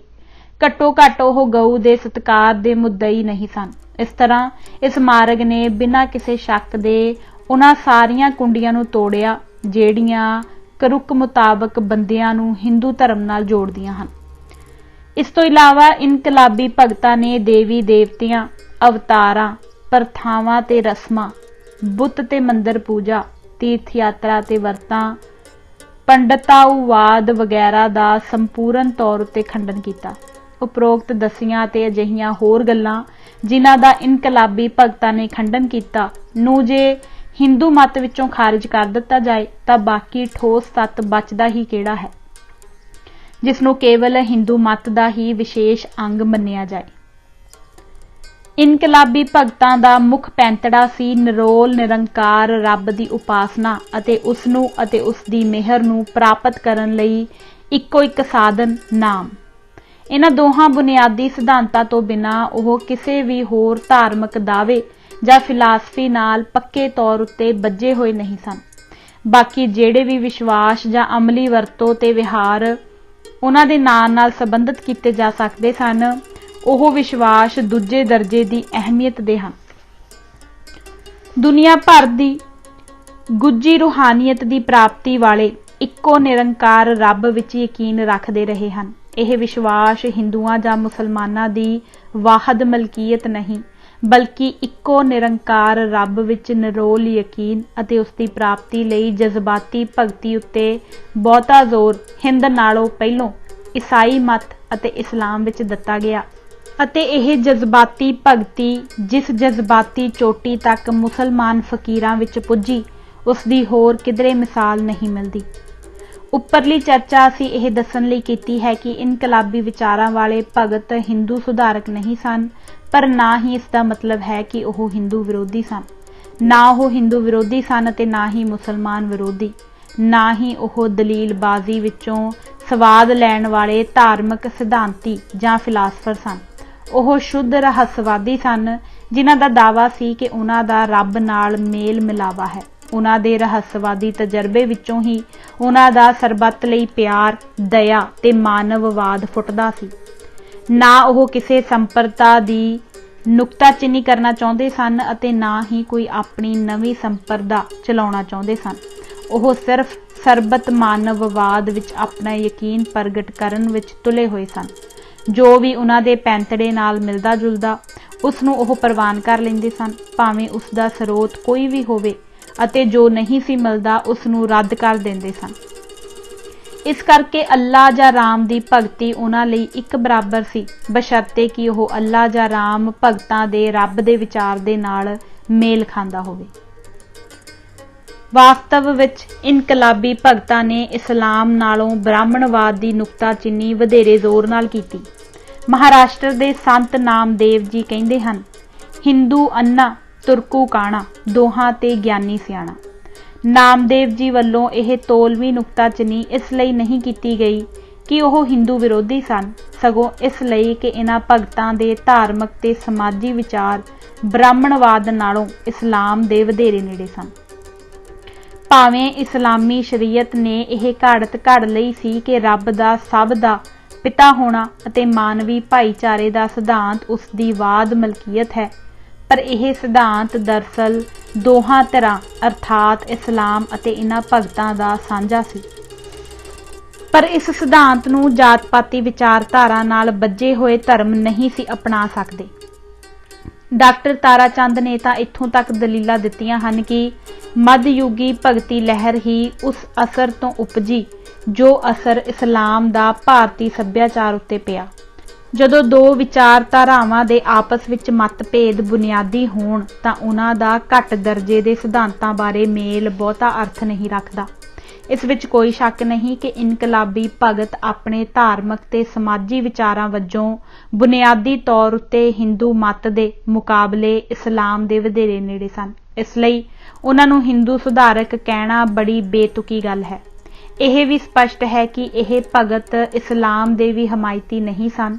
ਇਹਨਾਂ ਭਗਤਾਂ ਨੇ ਮੁਸਲਮਾਨਾਂ ਦੀ ਵੀ ਇਸ ਕਰਕੇ ਬੜੀ ਕਰੜੀ ਨੁਕਤਾਚੀਨੀ ਕੀਤੀ ਕਿਉਂਕਿ ਮੁਸਲਮਾਨ ਆਪਣੇ ਧਾਰਮਿਕ ਸਿਧਾਂਤਾਂ ਦੀ ਪਕੜ, ਸ਼ਰ੍ਹਾ ਦੀ ਵਰਤੋਂ ਤੇ ਦੂਸਰੇ ਧਰਮਾਂ ਵਾਲਿਆਂ ਨਾਲ ਵਰਤਾਵ ਕਰਨ ਵਿੱਚ ਕੱਟੜ ਤੇ ਤਵੱਸਵੀ ਸਨ। ਇਸ ਤਰ੍ਹਾਂ ਇਨਕਲਾਬੀ ਭਗਤ ਆਪਣੇ ਆਪ ਵਿੱਚ ਇੱਕ ਆਜ਼ਾਦ ਤੇ ਉਦਾਰ ਚਿੱਤ ਸ਼੍ਰੇਣੀ ਸਨ। ਉਹ ਕਿਸੇ ਇਸ ਜਾਂ ਉਸ ਮਤ ਜਾਂ ਫਿਰਕੇ ਦੇ ਸੁਧਾਰਕ ਨਹੀਂ ਸਨ। ਕਾਂਡ 8ਵਾਂ ਮੱਧਯੁਗੀ ਭਗਤੀ ਲਹਿਰ ਦਾ ਅਸਰ। ਮੱਧਯੁਗੀ ਭਗਤੀ ਲਹਿਰ ਦਾ ਅਮਲੀ ਤੌਰ ਉੱਤੇ ਅਸਰ ਜ਼ਿਆਦਾ ਨਾ ਪੈਣ ਦੇ ਦੋ ਮੁੱਖ ਕਾਰਨ ਸਨ। ਪਹਿਲਾਂ ਤਾਂ ਇਹ ਕਿ ਜਿਨ੍ਹਾਂ ਸਮਾਜੀ ਖਾਹਿਸ਼ਾਂ ਨੂੰ ਇਸ ਲਹਿਰ ਨੇ ਉਭਾਰਿਆ ਸੀ ਉਸ ਮਨੋਰਥ ਲਈ ਲੋਕਾਂ ਨੂੰ ਜਥੇਬੰਦ ਕਰਨ ਲਈ ਯਤਨ ਨਹੀਂ ਕੀਤਾ। ਦੂਜਾ ਇਹ ਕਿ ਇਸ ਲਹਿਰ ਨੇ ਇਸ ਭੇਦ ਨੂੰ ਨਹੀਂ ਜਾਣਿਆ ਕਿ ਇਸ ਦੀ ਆਪਣੀ ਹੋਂਦ ਬਚਾਉਣ ਲਈ ਵੀ ਬੁਨਿਆਦੀ ਤੌਰ ਤੇ ਜ਼ਰੂਰੀ ਸੀ ਕਿ ਇਹ ਜਾਤ-ਪਾਤੀ ਸਮਾਜ ਨਾਲੋਂ ਜਥੇਬੰਦਕ ਤੌਰ ਤੇ ਆਪਣਾ ਤੋੜ ਵਿਛੋੜਾ ਕਰੇ। ਪਹਿਲਾ, ਉਮੰਗਾਂ ਨੂੰ ਜਥੇਬੰਦ ਨਾ ਕਰਨਾ। ਗ੍ਰੀਅਰਸਨ ਲਿਖਦਾ ਹੈ, ਜਿਸ ਕਿਸੇ ਨੇ ਵੀ 15ਵੀਂ ਸਦੀ ਅਤੇ ਬਾਅਦ ਦੀਆਂ ਸਦੀਆਂ ਦਾ ਭਾਰਤੀ ਧਾਰਮਿਕ ਸਾਹਿਤ ਪੜ੍ਹਿਆ ਹੈ, ਉਹ ਨਵੇਂ ਤੇ ਪੁਰਾਣੇ ਧਾਰਮਿਕ ਵਿਚਾਰਾਂ ਵਿਚਕਾਰ ਪਏ ਪਾੜੇ ਨੂੰ ਧਿਆਨ ਵਿੱਚ ਜ਼ਰੂਰ ਲਿਆਉਂਦਾ ਹੈ। ਸਾਡੇ ਸਾਹਮਣੇ ਭਾਰਤ ਵਿੱਚ ਹੋਇਆ ਸਭ ਤੋਂ ਵੱਡਾ ਇਨਕਲਾਬ ਸਾਹਮਣੇ ਆਉਂਦਾ ਹੈ। ਬੁੱਧ ਮਤ ਤੋਂ ਵੀ ਵੱਡਾ ਇਨਕਲਾਬ, ਕਿਉਂਕਿ ਇਸ ਦੇ ਨਵੇਂ ਇਨਕਲਾਬ ਦੇ ਅਸਰ ਅੱਜ ਤੱਕ ਮੌਜੂਦ ਹਨ। ਧਰਮ ਦਾ ਵਸੀਲਾ ਹੁਣ ਗਿਆਨ ਨਹੀਂ ਰਿਹਾ, ਇਸ ਦਾ ਸਬੰਧ ਜਜ਼ਬੇ ਨਾਲ ਹੋ ਗਿਆ ਹੈ। ਅਸੀਂ ਅੰਤਰੀਵੀ ਗੁੱਜੀ ਰੂਹਾਨੀਅਤ ਅਤੇ ਆਨੰਦ ਦੇ ਦਰਸ਼ਨ ਕਰਦੇ ਹਾਂ। ਅਸੀਂ ਉਹਨਾਂ ਆਤਮਾਵਾਂ ਨੂੰ ਮਿਲਦੇ ਹਾਂ ਜਿਹੜੀਆਂ ਬਨਾਰਸ ਦੇ ਚੁੰਚ ਗਿਆਨੀਆਂ ਨਾਲ ਨਹੀਂ ਮਿਲਦੀਆਂ, ਸਗੋਂ ਇਹ ਮੱਧਯੁਗੀ ਯੂਰਪ ਦੇ ਕਲੇਅਰਵਾਕਸ ਦੇ ਬਰਨਾਰਡ ਟਾਮਸ, ਏ ਕੈਂਪਸ, ਰੈਕਹਰਟ ਅਤੇ ਸੰਤ ਥਰੇਸਾ ਵਰਗੇ ਕਵੀਆਂ ਤੇ ਸੰਤਾਂ ਨਾਲ ਮੇਲ ਖਾਂਦੀਆਂ ਹਨ। ਸੁਧਾਰ ਦੇ ਮੁੱਢਲੇ ਸਾਲਾਂ ਵਿੱਚ ਨਵੇਂ ਬਣੇ ਚੇਲੇ ਆਤਮਕ ਆਨੰਦ ਦੇ ਉੱਚੇ ਮੰਡਲਾਂ ਵਿੱਚ ਰਹਿੰਦੇ ਸਨ। ਰੱਬੀ ਪਿਆਰ ਦਾ ਰੱਬੀ ਉਪਦੇਸ਼ ਆਪਣੇ ਖੰਭਾਂ ਵਿੱਚ ਦੁੱਖਾਂ ਦਾ ਦਾਰੂ ਰੱਖਦਾ ਹੋਇਆ ਵਖੇਵਿਆਂ ਨੂੰ ਘਟਾ ਰਿਹਾ ਸੀ, ਪਾੜਿਆਂ ਨੂੰ ਮੇਲ ਰਿਹਾ ਸੀ ਅਤੇ ਵਿਚਾਰਾਂ ਦੇ ਵਿਰੋਧਾਂ ਦਾ ਆਪਸ ਵਿੱਚ ਮੇਲ ਜੋਲ ਕਰਵਾ ਰਿਹਾ ਸੀ। ਉੱਤਰੀ ਭਾਰਤ ਉਹਨਾਂ ਤਪਸਵੀਆਂ ਨਾਲ ਭਰਿਆ ਪਿਆ ਸੀ ਜਿਨ੍ਹਾਂ ਗਰੀਬੀ ਦੀ ਜ਼ਿੰਦਗੀ ਗੁਜ਼ਾਰਨ ਦੀ ਸਹੁੰ ਖਾਧੀ ਹੋਈ ਸੀ। ਸ਼ੁੱਧ ਆਤਮਕ ਨਜ਼ਾਰੇ ਤੇ ਵਜਦ ਅਤੇ ਸੁਣਨ ਵਿੱਚ ਆਈਆਂ ਕਰਾਮਾਤਾਂ ਆਮ ਵਰਤਾਰਾ ਸਨ। ਅਮੀਰ ਲੋਕਾਂ ਨੇ ਆਪਣੀਆਂ ਜਾਇਦਾਦਾਂ ਤਿਆਗ ਕੇ ਲੋਕਾਂ ਵਿੱਚ ਵੰਡ ਦਿੱਤੀਆਂ, ਇੱਥੋਂ ਤੱਕ ਕਿ ਅਤ ਗਰੀਬ ਆਦਮੀ ਵੀ ਕਿਸੇ ਅਚਾਨਕ ਆਏ ਸੰਤ ਨੂੰ ਨਿੱਘਾ ਕਰਨ ਖਾਤਰ ਆਪਣੀਆਂ ਇਕੱਠੀਆਂ ਕੀਤੀਆਂ ਲੱਕੜਾਂ ਦਾ ਗੱਠਾ ਪੇਸ਼ ਕਰਦੇ। ਇਸ ਧਾਰਮਿਕ ਉਭਾਰ ਨੇ ਸਾਰੀਆਂ ਸ਼੍ਰੇਣੀਆਂ ਤੇ ਜਾਤਾਂ ਦੇ ਬਹੁਤ ਸਾਰੇ ਲੋਕਾਂ ਉੱਤੇ ਅਸਰ ਪਾਇਆ ਹੋਵੇਗਾ, ਕਿਉਂਕਿ ਦਰਜਾ ਬਦਰਜੀ, ਤੰਗ ਦਿਲੀ, ਝਗੜਿਆਂ ਤੇ ਨਫ਼ਰਤ ਦੇ ਭਾਰੂ ਮਾਹੌਲ ਵਿੱਚ ਤਾਂ ਸਾਰੀ ਮਨੁੱਖੀ ਆਤਮਾ ਦੁਖੀ ਹੋਵੇਗੀ ਅਤੇ ਮਾਨਵਵਾਦ ਲਈ ਤਾਂਘਦੀ ਹੋਵੇਗੀ। ਪਰ ਇਹਨਾਂ ਮੱਧਯੁਗੀ ਭਗਤੀ ਸੰਤਾਂ ਵੱਲ ਬਹੁਤੀ ਗਿਣਤੀ ਵਿੱਚ ਗਰੀਬ ਸ਼੍ਰੇਣੀਆਂ ਹੀ ਖਿੱਚੀਆਂ ਗਈਆਂ। ਹੁਣ ਨੀਚ, ਮੁਸਲਮਾਨ ਤੇ ਚਮਾਰ ਆਪਣਾ ਧਰਮ ਬਾਰੇ ਹੱਕ ਵੱਡੇ ਰੁਤਬੇ ਵਾਲਿਆਂ ਦੇ ਹੱਕ ਬਰਾਬਰ ਸਮਝਦੇ ਸਨ। ਰਾਮਾਨੰਦ ਦੇ ਸਮੇਂ ਤੋਂ ਗਰੀਬਾਂ ਨੂੰ ਉਹਨਾਂ ਦੀ ਆਪਣੀ ਉਸ ਭਾਸ਼ਾ ਵਿੱਚ ਹੀ ਉਪਦੇਸ਼ ਦਿੱਤਾ ਜਾਣ ਲੱਗਾ ਜੋ ਭਾਵੇਂ ਪਵਿੱਤਰ ਨਹੀਂ ਸੀ ਮਿੱਥੀ ਜਾਂਦੀ, ਪਰ ਸਮਝ ਵਿੱਚ ਆਉਂਦੀ ਸੀ। ਉੱਤਰ ਵਿੱਚ ਵੈਸ਼ਨਵ ਮੱਤ ਨੇ ਪਹਿਲਾਂ ਸਮਾਜ ਦੇ ਹੇਠਲੇ ਤਬਕਿਆਂ ਉੱਤੇ ਅਸਰ ਪਾਇਆ ਅਤੇ ਫਿਰ ਉੱਪਰਲੇ ਦਰਜਿਆਂ ਵੱਲ ਵਧਿਆ। 11ਵੀਂ ਅਤੇ 12ਵੀਂ ਸਦੀ ਤੋਂ ਲੈ ਕੇ ਅੱਜ ਤੱਕ ਹੇਠਲੀਆਂ ਅਤੇ ਗਬਲੀਆਂ ਸ਼੍ਰੇਣੀਆਂ ਦੇ ਵਿਚਾਰਾਂ ਉੱਤੇ ਮਹਾਰਾਸ਼ਟਰ ਦੇ ਸੰਤਾਂ ਦੇ ਧਰਮ ਦਾ ਭਾਰੂ ਅਸਰ ਹੈ। ਕਬੀਰ ਦੇ ਪੈਰੋਕਾਰ ਜ਼ਿਆਦਾਤਰ ਜੁਲਾਹੇ ਹਨ ਅਤੇ ਰਵਿਦਾਸ ਦੇ ਪੈਰੋਕਾਰ ਜ਼ਿਆਦਾਤਰ ਚਮਾਰ ਹਨ। ਇੱਕ ਵਿਚਾਰ ਇਹ ਹੈ ਕਿ ਲੋਕਾਂ ਦੀਆਂ ਆਤਮਕ ਤੇ ਜਜ਼ਬਾਤੀ ਲੋੜਾਂ ਨੇ ਭਗਤੀ ਲਹਿਰ ਦੇ ਜਜ਼ਬਾਤੀ ਉਭਾਰ ਨੂੰ ਪੈਦਾ ਕੀਤਾ। ਕੁਝ ਹੱਦ ਤੱਕ ਤਾਂ ਇਹ ਠੀਕ ਹੋ ਸਕਦਾ ਹੈ, ਪਰ ਇਹ ਪੂਰੀ ਅਸਲੀਅਤ ਨਹੀਂ। ਇਹ ਯਕੀਨ ਕਰ ਲੈਣ ਦਾ ਕੋਈ ਆਧਾਰ ਨਹੀਂ ਕਿ ਉੱਪਰਲੀਆਂ ਜਾਤਾਂ ਨਾਲੋਂ ਹੇਠਲੀਆਂ ਜਾਤਾਂ ਦੇ ਲੋਕਾਂ ਦੀਆਂ ਆਤਮਕ ਤੇ ਜਜ਼ਬਾਤੀ ਲੋੜਾਂ ਵਧੇਰੇ ਸਨ। ਇਸ ਕਰਕੇ ਅਸੀਂ ਇਹ ਨਹੀਂ ਦਾਅਵਾ ਕਰ ਸਕਦੇ ਕਿ ਲੋਕਾਂ ਨੇ ਇਸਲਾਮ ਨੂੰ ਸਿਰਫ ਇਸ ਲਈ ਕਬੂਲ ਕੀਤਾ ਕਿਉਂਕਿ ਉਹ ਇਸਲਾਮ ਦੇ ਸਿਧਾਂਤਾਂ ਵੱਲ ਖਿੱਚੇ ਗਏ। ਇਹ ਗੱਲ ਭੁੱਲੀ ਨਹੀਂ ਜਾ ਸਕਦੀ ਕਿ ਇਸਲਾਮ ਨੂੰ ਰਜ਼ਾਮੰਦੀ ਨਾਲ ਕਬੂਲ ਕਰਨ ਵਾਲੇ ਲੋਕ ਹੇਠਲੀਆਂ ਜਮਾਤਾਂ ਅਤੇ ਕਿਸਾਨੀ ਵਿੱਚੋਂ ਵਧੇਰੇ ਸਨ। ਇਸ ਦੇ ਨਾਲ ਹੀ ਇਸ ਗੱਲ ਵੱਲ ਵੀ ਗੌਰ ਕਰਨਾ ਪਵੇਗਾ ਕਿ ਭਗਤੀ ਦੇ ਵਿਚਾਰ ਤਾਂ ਬਹੁਤ ਸਮਾਂ ਪਹਿਲਾਂ ਆ ਚੁੱਕੇ ਸਨ, ਪਰ ਇਹਨਾਂ ਨੂੰ ਫੈਲਣ ਲੱਗਿਆ ਕਿਉਂ ਕਈ ਸਦੀਆਂ ਲੱਗੀਆਂ ਅਤੇ ਉਹ ਵੀ ਮੁਸਲਮਾਨਾਂ ਦੇ ਸਮੇਂ ਵਿੱਚ।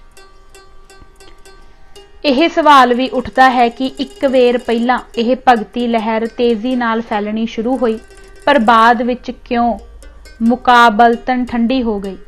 ਇਹ ਤਾਂ ਕੋਈ ਦਾਅਵਾ ਨਹੀਂ ਕਰ ਸਕਦਾ ਕਿ ਲੋਕਾਂ ਦੀਆਂ ਆਤਮਕ ਲੋੜਾਂ ਸਮੇਂ-ਸਮੇਂ ਘਟਦੀਆਂ ਵੱਧਦੀਆਂ ਰਹਿੰਦੀਆਂ ਹਨ। ਖਿਆਲ ਅਥਵਾ ਵਿਚਾਰ ਸਮਾਜੀ ਚੌਗਿਰਦੇ ਅਤੇ ਵਾਤਾਵਰਣ ਮੁਤਾਬਕ ਸਮਾਜ ਵਿੱਚ ਜੜ੍ਹਾਂ ਫੜਦੇ ਅਤੇ ਫੈਲਦੇ ਹਨ। ਇਸ ਲਈ ਇਸ ਗੱਲ ਨੂੰ ਅਣਗੌਲਿਆ ਨਹੀਂ ਜਾ ਸਕਦਾ ਕਿ ਭਗਤੀ ਲਹਿਰ ਦਾ ਜਜ਼ਬਾਤੀ ਉਭਾਰ ਲੋਕਾਂ ਦੀਆਂ ਸਮਾਜੀ ਖਾਹਿਸ਼ਾਂ ਨਾਲ ਸੰਬੰਧ ਰੱਖਦਾ ਹੈ। ਘੱਟੋ ਘੱਟ ਹੇਠਲੀਆਂ ਜਾਤਾਂ ਦੇ ਮਾਮਲੇ ਵਿੱਚ ਤਾਂ ਇਹ ਗੱਲ ਬਿਲਕੁਲ ਸਹੀ ਸੀ। ਭਗਤੀ ਲਹਿਰ ਨੇ ਲੋਕਾਂ ਵਿੱਚ ਬ੍ਰਾਹਮਣੀ ਸਮਾਜ ਦੇ ਧਰਮ ਅਤੇ ਸਮਾਜੀ ਜੂਲੇ ਤੋਂ ਜਨਤਾ ਨੂੰ ਨਿਜਾਤ ਦਿਵਾਉਣ ਦੀਆਂ ਬਹੁਤ ਵੱਡੀਆਂ ਆਸਾਂ ਪੈਦਾ ਕਰ ਦਿੱਤੀਆਂ ਸਨ, ਕਿਉਂਕਿ ਲਹਿਰ ਨੇ ਬ੍ਰਾਹਮਣੀ ਸਮਾਜ ਦੀਆਂ ਕਦਰਾਂ ਅਤੇ ਜਾਤ-ਪਾਤੀ ਪ੍ਰਬੰਧ ਦੇ ਥੰਮਾਂ ਦੀ ਸਪਸ਼ਟ ਸ਼ਬਦਾਂ ਵਿੱਚ ਨਿਖੇਧੀ ਕੀਤੀ ਸੀ। ਪ੍ਰੋਫੈਸਰ ਹਬੀਬ ਮੁਤਾਬਕ ਹੇਠਲੀਆਂ ਜਾਤਾਂ ਨੇ ਸਮੁੱਚੇ ਤੌਰ ਤੇ ਰਜ਼ਾਮੰਦੀ ਨਾਲ ਇਸਲਾਮ ਕਬੂਲ ਕੀਤਾ। ਬ੍ਰਾਹਮਣਾਂ ਦੇ ਵਿਚਾਰਾਂ ਅਤੇ ਸਮਾਜੀ ਪ੍ਰਬੰਧ ਦੇ ਖਿਲਾਫ ਇਨਕਲਾਬੀ ਭਗਤਾਂ ਵੱਲੋਂ ਕੀਤੀ ਗਈ ਬਗਾਵਤ ਵੱਲ ਲੋਕਾਂ ਦਾ ਖਿੱਚੇ ਜਾਣਾ ਅਤੇ ਵੱਡੀ ਗਿਣਤੀ ਵਿੱਚ ਲੋਕਾਂ ਵੱਲੋਂ ਇਸਲਾਮ ਕਬੂਲ ਕਰ ਲੈਣਾ, ਇਹ ਦੋਵੇਂ ਰੋਆਂ ਨਾਲ-ਨਾਲ ਚੱਲੀਆਂ ਅਤੇ ਇਹਨਾਂ ਦਾ ਮੂਲ ਕਾਰਨ ਇੱਕ ਹੀ ਹੈ।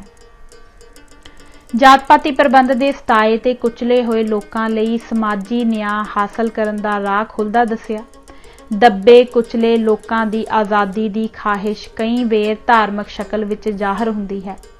ਭਾਰਤ ਤੋਂ ਬਾਹਰ ਇਸਲਾਮ ਦਾ ਜੋ ਇੰਨੀ ਤੇਜ਼ੀ ਨਾਲ ਪ੍ਰਚਾਰ ਤੇ ਫੈਲਾਅ ਹੋਇਆ, ਉਸ ਦਾ ਕਾਰਨ ਇਹੀ ਸੀ ਕਿ ਇਸਲਾਮ ਮਾਨਵੀ ਬਰਾਬਰੀ ਤੇ ਜ਼ੋਰ ਦਿੰਦਾ ਸੀ। ਇਸ ਦੇ ਫੈਲਣ ਦਾ ਮੁੱਖ ਕਾਰਨ ਕੇਵਲ ਧਾਰਮਿਕ ਜਜ਼ਬਾਤ ਨਹੀਂ ਸਨ, ਕਿਉਂਕਿ ਸੂਫੀਆਂ ਦਾ ਡੂੰਘਾ ਧਾਰਮਿਕ ਜਜ਼ਬਾਤੀ ਉਭਾਰ ਬਾਅਦ ਵਿੱਚ ਉਸ ਸਮੇਂ ਪ੍ਰਗਟ ਹੋਇਆ ਜਦੋਂ ਇਸਲਾਮ ਸਿਖਰ ਤੱਕ ਫੈਲ ਚੁੱਕਾ ਸੀ। ਬੁੱਧ ਮਤ ਵੀ ਆਪਣੇ ਜਮਹੂਰੀ ਵਿਚਾਰਾਂ ਕਾਰਨ ਫੈਲਿਆ। ਭਾਗਵਤ ਧਰਮ, ਵੈਸ਼ਨੋ ਧਰਮ ਭਾਵੇਂ ਵਰਣ ਆਸ਼ਰਮ ਧਰਮ ਨਾਲ ਜੁੜਿਆ ਰਿਹਾ, ਪਰ ਪੁਰਾਣੇ ਬ੍ਰਾਹਮਣੀ ਧਰਮ ਨਾਲੋਂ ਵਧੇਰੇ ਲੋਕ ਪਿਆਰਾ ਸੀ, ਕਿਉਂਕਿ ਇਸਨੇ ਆਮ ਲੋਕਾਂ ਨੂੰ ਧਰਮ ਵਿੱਚ ਹਿੱਸੇਦਾਰ ਹੋਣ ਵਾਸਤੇ ਦਰ ਖੋਲ੍ਹ ਦਿੱਤੇ ਸਨ। ਇਸ ਲਈ ਇਹ ਕੋਈ ਹੈਰਾਨ ਕਰਨ ਵਾਲੀ ਗੱਲ ਨਹੀਂ ਕਿ ਇਨਕਲਾਬੀ ਭਗਤੀ ਵਿਚਾਰਾਂ ਨੇ ਜਨਤਾ ਦੇ ਮਨਾਂ ਨੂੰ ਆਪਣੀ ਪਕੜ ਵਿੱਚ ਲੈ ਲਿਆ। ਇਸ ਦਾ ਮੁੱਖ ਕਾਰਨ ਭਗਤਾਂ ਦਾ ਉਹ ਉਪਦੇਸ਼ ਸੀ ਜਿਹੜਾ ਜਨਤਾ ਨੂੰ ਗੁਲਾਮ ਬਣਾਈ ਰੱਖਣ ਵਾਲੇ ਬ੍ਰਾਹਮਣਾਂ ਦੇ ਸਮਾਜੀ ਪ੍ਰਬੰਧ ਦੇ ਠੋਕ ਵਜਾ ਕੇ ਖਿਲਾਫ ਸੀ। ਗ੍ਰੀਅਰਸਨ ਲਿਖਦਾ ਹੈ ਕਿ ਆਪਣੇ ਨਿਰੋਲ ਧਾਰਮਿਕ ਪੱਖ ਤੋਂ ਮੱਧਯੁਗੀ ਭਗਤੀ ਵਿਚਾਰਧਾਰਾ ਲੋਕਾਂ ਨੂੰ ਅੱਜ ਤੱਕ ਪ੍ਰੇਰਨਾ ਦਿੰਦੀ ਚਲੀ ਆ ਰਹੀ ਹੈ, ਪਰ ਫਿਰ ਵੀ ਸਮਾਜੀ ਨੁਕਤਾ ਨਿਗਾਹ ਤੋਂ ਇਹ ਉਪਦੇਸ਼ ਸਿਰਫ ਇੱਕ ਵਿਚਾਰਧਾਰਕ ਐਲਾਨ ਦੇ ਤੁੱਲ ਸੀ। ਇਹ ਗੱਲ ਮੰਨੀ ਜਾ ਸਕਦੀ ਹੈ ਕਿ ਇਸ ਵਿਚਾਰਧਾਰਾ ਨੇ ਕੁਝ ਲੋਕਾਂ ਦੀਆਂ ਖਾਸ ਕਿਸਮ ਦੀਆਂ ਜਜ਼ਬਾਤੀ ਲੋੜਾਂ ਨੂੰ ਪੂਰਾ ਕੀਤਾ ਤੇ ਕਰ ਰਹੀ ਹੈ, ਪਰ ਸਮਾਜ ਨੂੰ ਪਲਟਣ ਦਾ ਨਿਸ਼ਾਨਾ ਰੱਖਣ ਵਾਲੀਆਂ ਜਨਤਕ ਲਹਿਰਾਂ ਕੇਵਲ ਜਜ਼ਬਾਤ ਦੀ ਬੁਨਿਆਦ ਉੱਤੇ ਨਹੀਂ ਉਸਰਦੀਆਂ। ਲੋਕਾਂ ਦੇ ਉਤਸ਼ਾਹ ਨੂੰ ਸਮਾਜਿਕ ਸਰਗਰਮੀ ਜਾਂ ਦੇਰ ਤੱਕ ਚੱਲਣ ਵਾਲੀ ਲਹਿਰ ਦੇ ਰੂਪ ਵਿੱਚ ਤਬਦੀਲ ਕਰਨ ਵਾਸਤੇ ਇਹ ਜ਼ਰੂਰੀ ਹੈ ਕਿ ਉਹਨਾਂ ਦੇ ਉਤਸ਼ਾਹ ਨੂੰ ਉਹਨਾਂ ਦੀਆਂ ਸਮਾਜੀ ਖਾਹਿਸ਼ਾਂ ਤੇ ਲੋੜਾਂ ਨਾਲ ਜੋੜਿਆ ਜਾਵੇ। ਮੱਧਯੁਗੀ ਭਗਤਾਂ ਜਾਂ ਉਹਨਾਂ ਦੇ ਪੈਰੋਕਾਰਾਂ ਵੱਲੋਂ ਇਸ ਕਿਸਮ ਦੇ ਕੀਤੇ ਕਿਸੇ ਵੀ ਯਤਨ ਦਾ ਕੋਈ ਸਬੂਤ ਨਹੀਂ ਮਿਲਦਾ। ਉਹਨਾਂ ਦੇ ਸੁਨੇਹੇ ਨੇ ਦੱਬੇ ਕੁਚਲੇ ਲੋਕਾਂ ਦੇ ਮਨਾਂ ਵਿੱਚ ਉਮੰਗਾਂ ਤਾਂ ਭਰ ਦਿੱਤੀਆਂ, ਪਰ ਉਹਨਾਂ ਉਮੰਗਾਂ ਨੂੰ ਪੂਰਾ ਕਰਨ ਦਾ ਕੋਈ ਜਥੇਬੰਦ ਯਤਨ ਨਹੀਂ ਕੀਤਾ ਗਿਆ। ਸਮੁੱਚੇ ਤੌਰ ਤੇ ਇਹਨਾਂ ਭਗਤਾਂ ਦਾ ਉਪਦੇਸ਼ ਵੱਧ ਤੋਂ ਵੱਧ ਸਿਰਫ ਧਾਰਮਿਕ ਪ੍ਰੇਰਨਾ ਤੱਕ ਹੱਦਬੰਦ ਰਿਹਾ। ਨਿਹਾਰ ਰੰਜਨ ਰੇ ਦਾ ਵਿਚਾਰ ਹੈ ਕਿ ਪਿਛਲੀਆਂ ਬੀਤੀਆਂ ਸਦੀਆਂ ਦੌਰਾਨ ਭਾਰਤੀ ਸਮਾਜ ਦੇ ਆਰਥਿਕ ਚੱਕਰ ਦਾ ਧੁਰਾ ਖੇਤੀ ਸੀ ਤੇ ਜ਼ਮੀਨ ਇਸ ਦੀ ਮੁੱਖ ਚੂਲ ਸੀ। ਇਸ ਕਰਕੇ ਭਾਰਤੀ ਸਮਾਜ ਨੇ ਹੌਲੀ-ਹੌਲੀ ਤੇ ਪੱਕੀ ਤਰ੍ਹਾਂ ਇੱਕ ਅਜਿਹਾ ਸਮਾਜੀ ਪ੍ਰਬੰਧ ਉਸਾਰਿਆ ਜਿਸ ਵਿੱਚ ਪੁਜਾਰੀਆਂ, ਵਿਦਵਾਨਾਂ, ਪੰਡਤਾਂ, ਬਾਦਸ਼ਾਹੀ ਤੇ ਫੌਜੀ ਪੇਸ਼ੇ ਵਾਲਿਆਂ ਤੋਂ ਲੈ ਕੇ ਚਮਾਰਾਂ ਤੇ ਚੂੜਿਆਂ ਤੱਕ ਸਾਰੇ ਸਮਾਜੀ ਤੇ ਆਰਥਿਕ ਕੀਤਿਆਂ ਤੇ ਧੰਦਿਆਂ ਵਾਲੇ ਲੋਕ ਜੱਦੀ ਤੌਰ ਉੱਤੇ ਕਾਇਮ ਹੋਈ ਦਰਜਾ ਬਦਰਜੀ ਦੀਆਂ ਤਹਿਾਂ ਵਿੱਚ ਪਰੋਤੇ ਗਏ। ਇਹ ਜਾਤੀ ਪ੍ਰਬੰਧ, ਜਿਸ ਲਈ ਮੇਰੀ ਸਮਝ ਅਨੁਸਾਰ ਅੰਗਰੇਜ਼ੀ ਵਿੱਚ ਗਲਤ ਸ਼ਬਦ ਕਾਸਟ ਵਰਤਿਆ ਹੈ, ਮੁੱਖ ਤੌਰ ਤੇ ਜ਼ਮੀਨ ਤੇ ਖੇਤੀ ਦੇ ਧੁਰੇ ਉਦਾਲੇ ਘੁੰਮਦਾ ਸੀ। ਵਣਜ ਅਤੇ ਵਪਾਰ, ਕਲਾ ਤੇ ਕਾਰੀਗਰੀ ਦੇ ਉਦਾਲੇ ਘੱਟ। ਜਾਤ-ਪਾਤੀ ਪ੍ਰਬੰਧ ਨਿਰਾ ਸਮਾਜੀ ਧਾਰਮਿਕ ਪ੍ਰਬੰਧ ਹੀ ਨਹੀਂ ਸੀ, ਸਗੋਂ ਇਹ ਇੱਕ ਪੈਦਾਵਾਰੀ ਪ੍ਰਬੰਧ ਸੀ ਤੇ ਇਸ ਤਰ੍ਹਾਂ ਇਹ ਇੱਕ ਆਰਥਿਕ ਪ੍ਰਬੰਧ ਸੀ। ਜਿਸ ਤਰ੍ਹਾਂ ਮੈਂ ਪਹਿਲਾਂ ਕਿਹਾ ਹੈ, ਇਹ ਜਨਮ, ਬਰਥ ਤੇ ਆਧਾਰਿਤ ਸਮਾਜੀ, ਧਾਰਮਿਕ ਤੇ ਆਰਥਿਕ ਦਰਜਾ ਬਦਰਜੀ ਦਾ ਇੱਕ ਬਹੁਤ ਹੀ ਗੁੰਝਲਦਾਰ ਪ੍ਰਬੰਧ ਸੀ। ਸਾਡੇ ਵਿਸ਼ੇ ਦਾ ਸਬੰਧ ਜਾਤ-ਪਾਤ ਦੇ ਮੁੱਢ ਨੂੰ ਲੱਭਣ ਲਈ ਨਹੀਂ, ਪਰ ਉਪਰੋਕਤ ਵਿਚਾਰ ਦੀ ਗਲਤੀ ਵੱਲ ਇਸ਼ਾਰਾ ਕਰਨਾ ਬਣਦਾ ਹੈ, ਕਿਉਂਕਿ ਨਿਹਾਰ ਰੰਜਨ ਰੇ ਇਸ ਵਿਚਾਰ ਨੂੰ ਇੱਕ ਪੱਖਾ ਨਤੀਜਾ ਕੱਢਣ ਵਾਸਤੇ ਆਧਾਰ ਬਣਾਉਂਦਾ ਹੈ। ਅਸੀਂ ਇਸ ਨੁਕਤੇ ਉੱਤੇ ਜ਼ੋਰ ਦਿੰਦੇ ਚਲੇ ਆ ਰਹੇ ਹਾਂ ਕਿ ਜਾਤ ਜਮਾਤ ਨਾਲੋਂ ਮੂਲੋਂ ਹੀ ਵੱਖਰੀ ਹੈ। ਜਿਨ੍ਹਾਂ ਸਮਾਜੀ ਵਿਤਕਰਿਆਂ ਅਤੇ ਉਹਨਾਂ ਦੀ ਬੇਲਚਕ ਪਰਪੱਕਤਾ ਨੇ ਜਾਤ-ਪਾਤੀ ਪ੍ਰਬੰਧ ਨੂੰ ਜਨਮ ਦਿੱਤਾ, ਉਹਨਾਂ ਦੇ ਬੀਜ ਦੂਜੇ ਦੇਸ਼ਾਂ ਵਿੱਚ ਵੀ ਮੌਜੂਦ ਸਨ, ਪਰ ਹੋਰ ਕਿਧਰੇ ਵੀ ਭਾਰਤ ਜਿਹਾ ਜਾਤ-ਪਾਤੀ ਪ੍ਰਬੰਧ ਨਹੀਂ ਬਣ ਸਕਿਆ। ਭਾਰਤ ਵਿੱਚ ਜਦੋਂ ਜਾਤ-ਪਾਤੀ ਪ੍ਰਬੰਧ ਬਣਿਆ, ਉਦੋਂ ਖੇਤੀ ਨਾ ਸਿਰਫ ਭਾਰਤੀ ਆਰਥਿਕ ਬਣਤਰ ਦਾ ਹੀ ਧੁਰਾ ਸੀ, ਬਲਕਿ ਇਹ ਦੂਜੇ ਵੀ ਬਹੁਤ ਸਾਰੇ ਦੇਸ਼ਾਂ ਦੇ ਆਰਥਿਕ ਢਾਂਚੇ ਦਾ ਧੁਰਾ ਸੀ। ਭਾਰਤ ਦਾ ਖੇਤੀ ਪੈਦਾਵਾਰੀ ਪ੍ਰਬੰਧ ਵੀ ਦੂਜੇ ਕਈ ਦੇਸ਼ਾਂ ਦੇ ਜਾਗੀਰਦਾਰੀ ਪੈਦਾਵਾਰੀ ਦੇ ਪ੍ਰਬੰਧਾਂ ਵਰਗੀ ਇੱਕ ਕਿਸਮ ਸੀ। ਇਹ ਨਿਰਣੈ ਨਹੀਂ ਕੀਤਾ ਜਾ ਸਕਿਆ ਕਿ ਜਾਗੀਰਦਾਰੀ ਪ੍ਰਬੰਧ ਦੇ ਛੋਟੇ ਛੋਟੇ ਆਪਸ ਵਿੱਚ ਫਰਕ ਕਿਵੇਂ ਇੱਕ ਪਾਸੇ ਜਾਤਾਂ ਵਿੱਚ ਬਦਲੇ ਗਏ ਅਤੇ ਦੂਜੇ ਪਾਸੇ ਉਹਨਾਂ ਨੇ ਜਮਾਤੀ ਸ਼ਕਲ ਫੜੀ। ਜਾਤ ਪਾਤੀ ਪ੍ਰਬੰਧ ਨਾਲ ਮਿਲਦੀਆਂ ਜੁਲਦੀਆਂ ਦੂਜੇ ਦੇਸ਼ਾਂ ਦੀਆਂ ਸੰਸਥਾਵਾਂ ਦੀ ਜੋ ਤੁਲਨਾ ਪਿਛਲੇ ਕਾਂਡਾਂ ਵਿੱਚ ਕੀਤੀ ਹੈ, ਉਹਨਾਂ ਨੁਕਤਿਆਂ ਤੋਂ ਵੀ ਇਹ ਸਪਸ਼ਟ ਹੋ ਜਾਂਦਾ ਹੈ ਕਿ ਜਾਤ ਪਾਤ ਨੂੰ ਬਣਾਉਣ ਅਤੇ ਪੱਕਾ ਕਰਨ ਵਿੱਚ ਮੁੱਖ ਤੌਰ ਤੇ ਜਾਤ ਪਾਤ ਦੀ ਵਿਚਾਰਧਾਰਾ ਜ਼ਿੰਮੇਵਾਰ ਹੈ। ਅੱਗੋਂ ਇਸ ਵਿਚਾਰਧਾਰਾ ਨੂੰ ਪਰਪੱਕ ਕਰਨ ਵਿੱਚ ਵੱਡਾ ਹੱਥ ਧਾਰਮਿਕ ਪੁਸਤਕਾਂ ਦੀ ਮਨਜ਼ੂਰੀ, ਧਾਰਮਿਕ ਪਾਬੰਦੀਆਂ ਅਤੇ ਜਾਦੂ ਟੂਣਿਆਂ ਨਾਲ ਸੰਬੰਧਿਤ ਵਹਿਮਾਂ ਭਰਮਾਂ ਦਾ ਹੈ। ਜਾਤੀ ਮੁੱਖ ਤੌਰ ਤੇ ਖੇਤੀ ਜਾਂ ਜ਼ਮੀਨ ਦੇ ਧੁਰੇ ਉਦਾਲੇ ਨਹੀਂ ਸੀ ਘੁੰਮਦੀ, ਬਲਕਿ ਇਸ ਦੀ ਚੂਲ ਜਾਤ ਪਾਤੀ ਵਿਚਾਰਧਾਰਾ ਸੀ, ਜਾਂ ਇਸ ਨੂੰ ਘੜਨ ਵਾਲੇ ਬ੍ਰਾਹਮਣ ਜਾਤ ਪਾਤੀ ਵਿਚਾਰਧਾਰਾ ਦੇ ਆਗੂ ਅਤੇ ਵਿਚਾਰਕ ਤਾਂ ਬ੍ਰਾਹਮਣ ਸਨ, ਪਰ ਇੱਕ ਜਾਤ ਵਜੋਂ ਉਹਨਾਂ ਨੇ ਖੇਤੀ ਦੀ ਪੈਦਾਵਾਰ ਵਿੱਚ ਬਹੁਤਾ ਹਿੱਸਾ ਨਹੀਂ ਲਿਆ, ਬਲਕਿ ਖੇਤੀਬਾੜੀ ਕਰਨ ਵਾਲੇ ਇਨਸਾਨ ਨੂੰ ਹੇਠਲੀ ਜਾਤ ਦਾ ਮੰਨਿਆ ਜਾਂਦਾ ਅਤੇ ਜੇ ਉੱਚੀ ਜਾਤ ਵਾਲਾ ਹਲ ਵਾਹੁਣ ਲੱਗ ਪਵੇ ਤਾਂ ਉਸ ਦਾ ਜਾਤੀ ਦਰਜਾ ਘਟਾਇਆ ਜਾਂਦਾ ਸੀ। ਇਹਨਾਂ ਦਲੀਲਾਂ ਤੋਂ ਛੁੱਟ ਇਸ ਗੱਲ ਦੀ ਵੀ ਸਮਝ ਨਹੀਂ ਪੈਂਦੀ ਕਿ ਆਰਥਿਕ ਕਾਰਨਾਂ ਨੇ ਜਾਤ ਪਾਤ ਨੂੰ ਜੱਦੀ ਕਿਵੇਂ ਬਣਾ ਦਿੱਤਾ ਅਤੇ ਇਸ ਨੂੰ ਛੂਤ ਛਾਤ ਨਾਲ ਕਿਵੇਂ ਜੋੜ ਦਿੱਤਾ। ਜਾਤ ਪਾਤ ਅਤੇ ਇਸ ਦੇ ਜਾਰੀ ਰਹਿਣ ਨੂੰ ਕੇਵਲ ਆਰਥਿਕ ਕਾਰਨਾਂ ਦੇ ਮੱਥੇ ਮੜ ਲੈਣ ਨਾਲ ਜਾਤ ਪਾਤ ਦੇ ਵੱਡੇ ਆਧਾਰ ਅਤੇ ਭੇਦ ਅੱਖੋਂ ਪਰੋਖੇ ਹੋ ਜਾਂਦੇ ਹਨ। ਅਸੀਂ ਇਹ ਸਿੱਧ ਨਹੀਂ ਕਰ ਰਹੇ ਕਿ ਆਰਥਿਕ ਸ਼ਕਤੀਆਂ ਸਮਾਜੀ ਭੇਦ ਪੈਦਾ ਨਹੀਂ ਕਰਦੀਆਂ, ਪਰ ਵੱਡੀ ਗੱਲ ਤਾਂ ਇਹ ਹੈ ਕਿ ਭਾਰਤ ਵਿੱਚ ਜਾਤ ਪਾਤੀ ਰੁਤਬੇ ਨੂੰ ਆਰਥਿਕ ਰੁਤਬੇ ਨਾਲੋਂ ਵਡਿਆਈ ਮਿਲੀ ਸੀ। ਇਸ ਕਰਕੇ ਨਿਹਾਰ ਰੰਜਨ ਰੇ ਦਾ ਇਹ ਕਹਿਣਾ ਠੀਕ ਨਹੀਂ ਕਿ ਜਿਨ੍ਹਾਂ ਲਹਿਰਾਂ ਦਾ ਜਾਤ ਪਾਤੀ ਪ੍ਰਬੰਧ ਨੂੰ ਖਤਮ ਕਰਨ ਦਾ ਨਿਸ਼ਾਨਾ ਸੀ, ਉਹ ਨਾਕਾਮਯਾਬ ਇਸ ਲਈ ਹੋਈਆਂ ਕਿ ਉਹਨਾਂ ਲਹਿਰਾਂ ਨੇ ਖੇਤੀ ਦੇ ਪੈਦਾਵਾਰੀ ਪ੍ਰਬੰਧ ਨੂੰ ਬਦਲਣ ਦਾ ਕੋਈ ਯਤਨ ਨਹੀਂ ਕੀਤਾ। ਸਮਾਜੀ ਵਖੇਵਿਆਂ ਨੂੰ ਖਤਮ ਕਰਨ ਵਾਸਤੇ ਆਰਥਿਕ ਪ੍ਰਬੰਧ ਨੂੰ ਬਦਲਣਾ ਭਾਰਤ ਵਿੱਚ ਹੋਰ ਮੁਲਕਾਂ ਦੇ ਮੁਕਾਬਲੇ ਬਹੁਤਾ ਲਾਜ਼ਮੀ ਨਹੀਂ ਸੀ। ਅਸੀਂ ਵੇਖ ਚੁੱਕੇ ਹਾਂ ਕਿ ਭਾਰਤੀ ਆਰਥਿਕ ਢਾਂਚੇ ਨੂੰ ਪੱਛਮੀ ਲੀਹਾਂ ਉੱਤੇ ਉਸਾਰਨ ਦੇ ਰਾਹ ਵਿੱਚ ਜਮਾਤੀ ਭੇਦਾਂ ਨਾਲੋਂ ਜਾਤ ਪਾਤ ਦੇ ਭੇਦ ਵੱਡੀ ਰੁਕਾਵਟ ਸਨ। ਜਾਤ ਪਾਤ ਆਮ ਆਰਥਿਕ ਭੇਦਾਂ ਤੋਂ ਨਿਆਰੀ ਚੀਜ਼ ਹੈ। ਜਾਤ ਪਾਤ ਸਮਾਜੀ ਰੁਤਬਾ ਦਰਸਾਉਂਦੀ ਹੈ। ਜਾਤ ਪਾਤ ਪਾੜ ਉਹਨਾਂ ਸਮਾਜੀ ਟੁਕੜਿਆਂ ਵਿੱਚ ਵੀ ਸੀ ਜਿਨ੍ਹਾਂ ਦਾ ਆਪਸ ਵਿੱਚ ਕੋਈ ਆਰਥਿਕ ਸੰਬੰਧ ਨਹੀਂ। ਇੱਥੋਂ ਤੱਕ ਕਿ ਜਿੱਥੇ ਆਰਥਿਕ ਹਿੱਤਾਂ ਦਾ ਵੈਰ ਭਾਵੀ ਵਿਰੋਧ ਨਹੀਂ, ਉੱਥੇ ਵੀ ਜਾਤ ਪਾਤ ਕਾਰਨ ਲੋਕਾਂ ਦਾ ਆਪਸ ਵਿੱਚ ਪਾੜਾ ਬਣਿਆ ਰਹਿੰਦਾ ਹੈ। ਅਕਸਰ ਇਹ ਪਾੜਾ ਬਹੁਤ ਜ਼ਿਆਦਾ ਈਰਖਾ ਤੇ ਦੁਸ਼ਮਣੀ ਦੀ ਸ਼ਕਲ ਧਾਰਨ ਕਰਦਾ ਹੈ, ਕਿਉਂਕਿ ਜਾਤ ਪਾਤ ਦਾ ਸੰਬੰਧ ਪੂਰੀ ਤਰ੍ਹਾਂ ਸਮਾਜੀ ਰੁਤਬੇ ਨਾਲ ਹੈ। ਕਿਸੇ ਪਿੰਡ ਦਾ ਚੂੜਾ ਜਾਂ ਮੋਚੀ ਉਸ ਪਿੰਡ ਅਤੇ ਆਲੇ ਦੁਆਲੇ ਦੇ ਪਿੰਡਾਂ ਤੇ ਸ਼ਹਿਰਾਂ ਵਿੱਚ ਚੂੜਾ ਜਾਂ ਮੋਚੀ ਹੀ ਮੰਨੇ ਜਾਂਦੇ ਹਨ, ਭਾਵੇਂ ਉਹਨਾਂ ਵਿਚਕਾਰ ਪੇਸ਼ੇ ਕਾਰਨ ਕੋਈ ਸੰਬੰਧ ਨਾ ਹੋਵੇ। ਇਸੇ ਤਰ੍ਹਾਂ ਹੀ ਇੱਕੋ ਪੱਧਰ ਦੇ ਪੇਸ਼ੇ ਵਿੱਚ ਵੀ ਉਪਜਾਤਾਂ ਹੁੰਦੀਆਂ ਹਨ। ਅਸੀਂ ਵੇਖ ਚੁੱਕੇ ਹਾਂ ਕਿ ਤੇਲ ਕੱਢਣ ਵਾਲਾ ਤੇਲੀ ਤਾਂ ਅਛੂਤ ਹੈ, ਪਰ ਤੇਲ ਦਾ ਵਪਾਰ ਕਰਨ ਵਾਲਾ ਨਹੀਂ। ਇਸੇ ਤਰ੍ਹਾਂ ਅਛੂਤਾਂ ਵਿੱਚ ਵੀ ਭ੍ਰਿਸ਼ਟਤਾ ਦੇ ਵੱਖ-ਵੱਖ ਦਰਜੇ ਹਨ।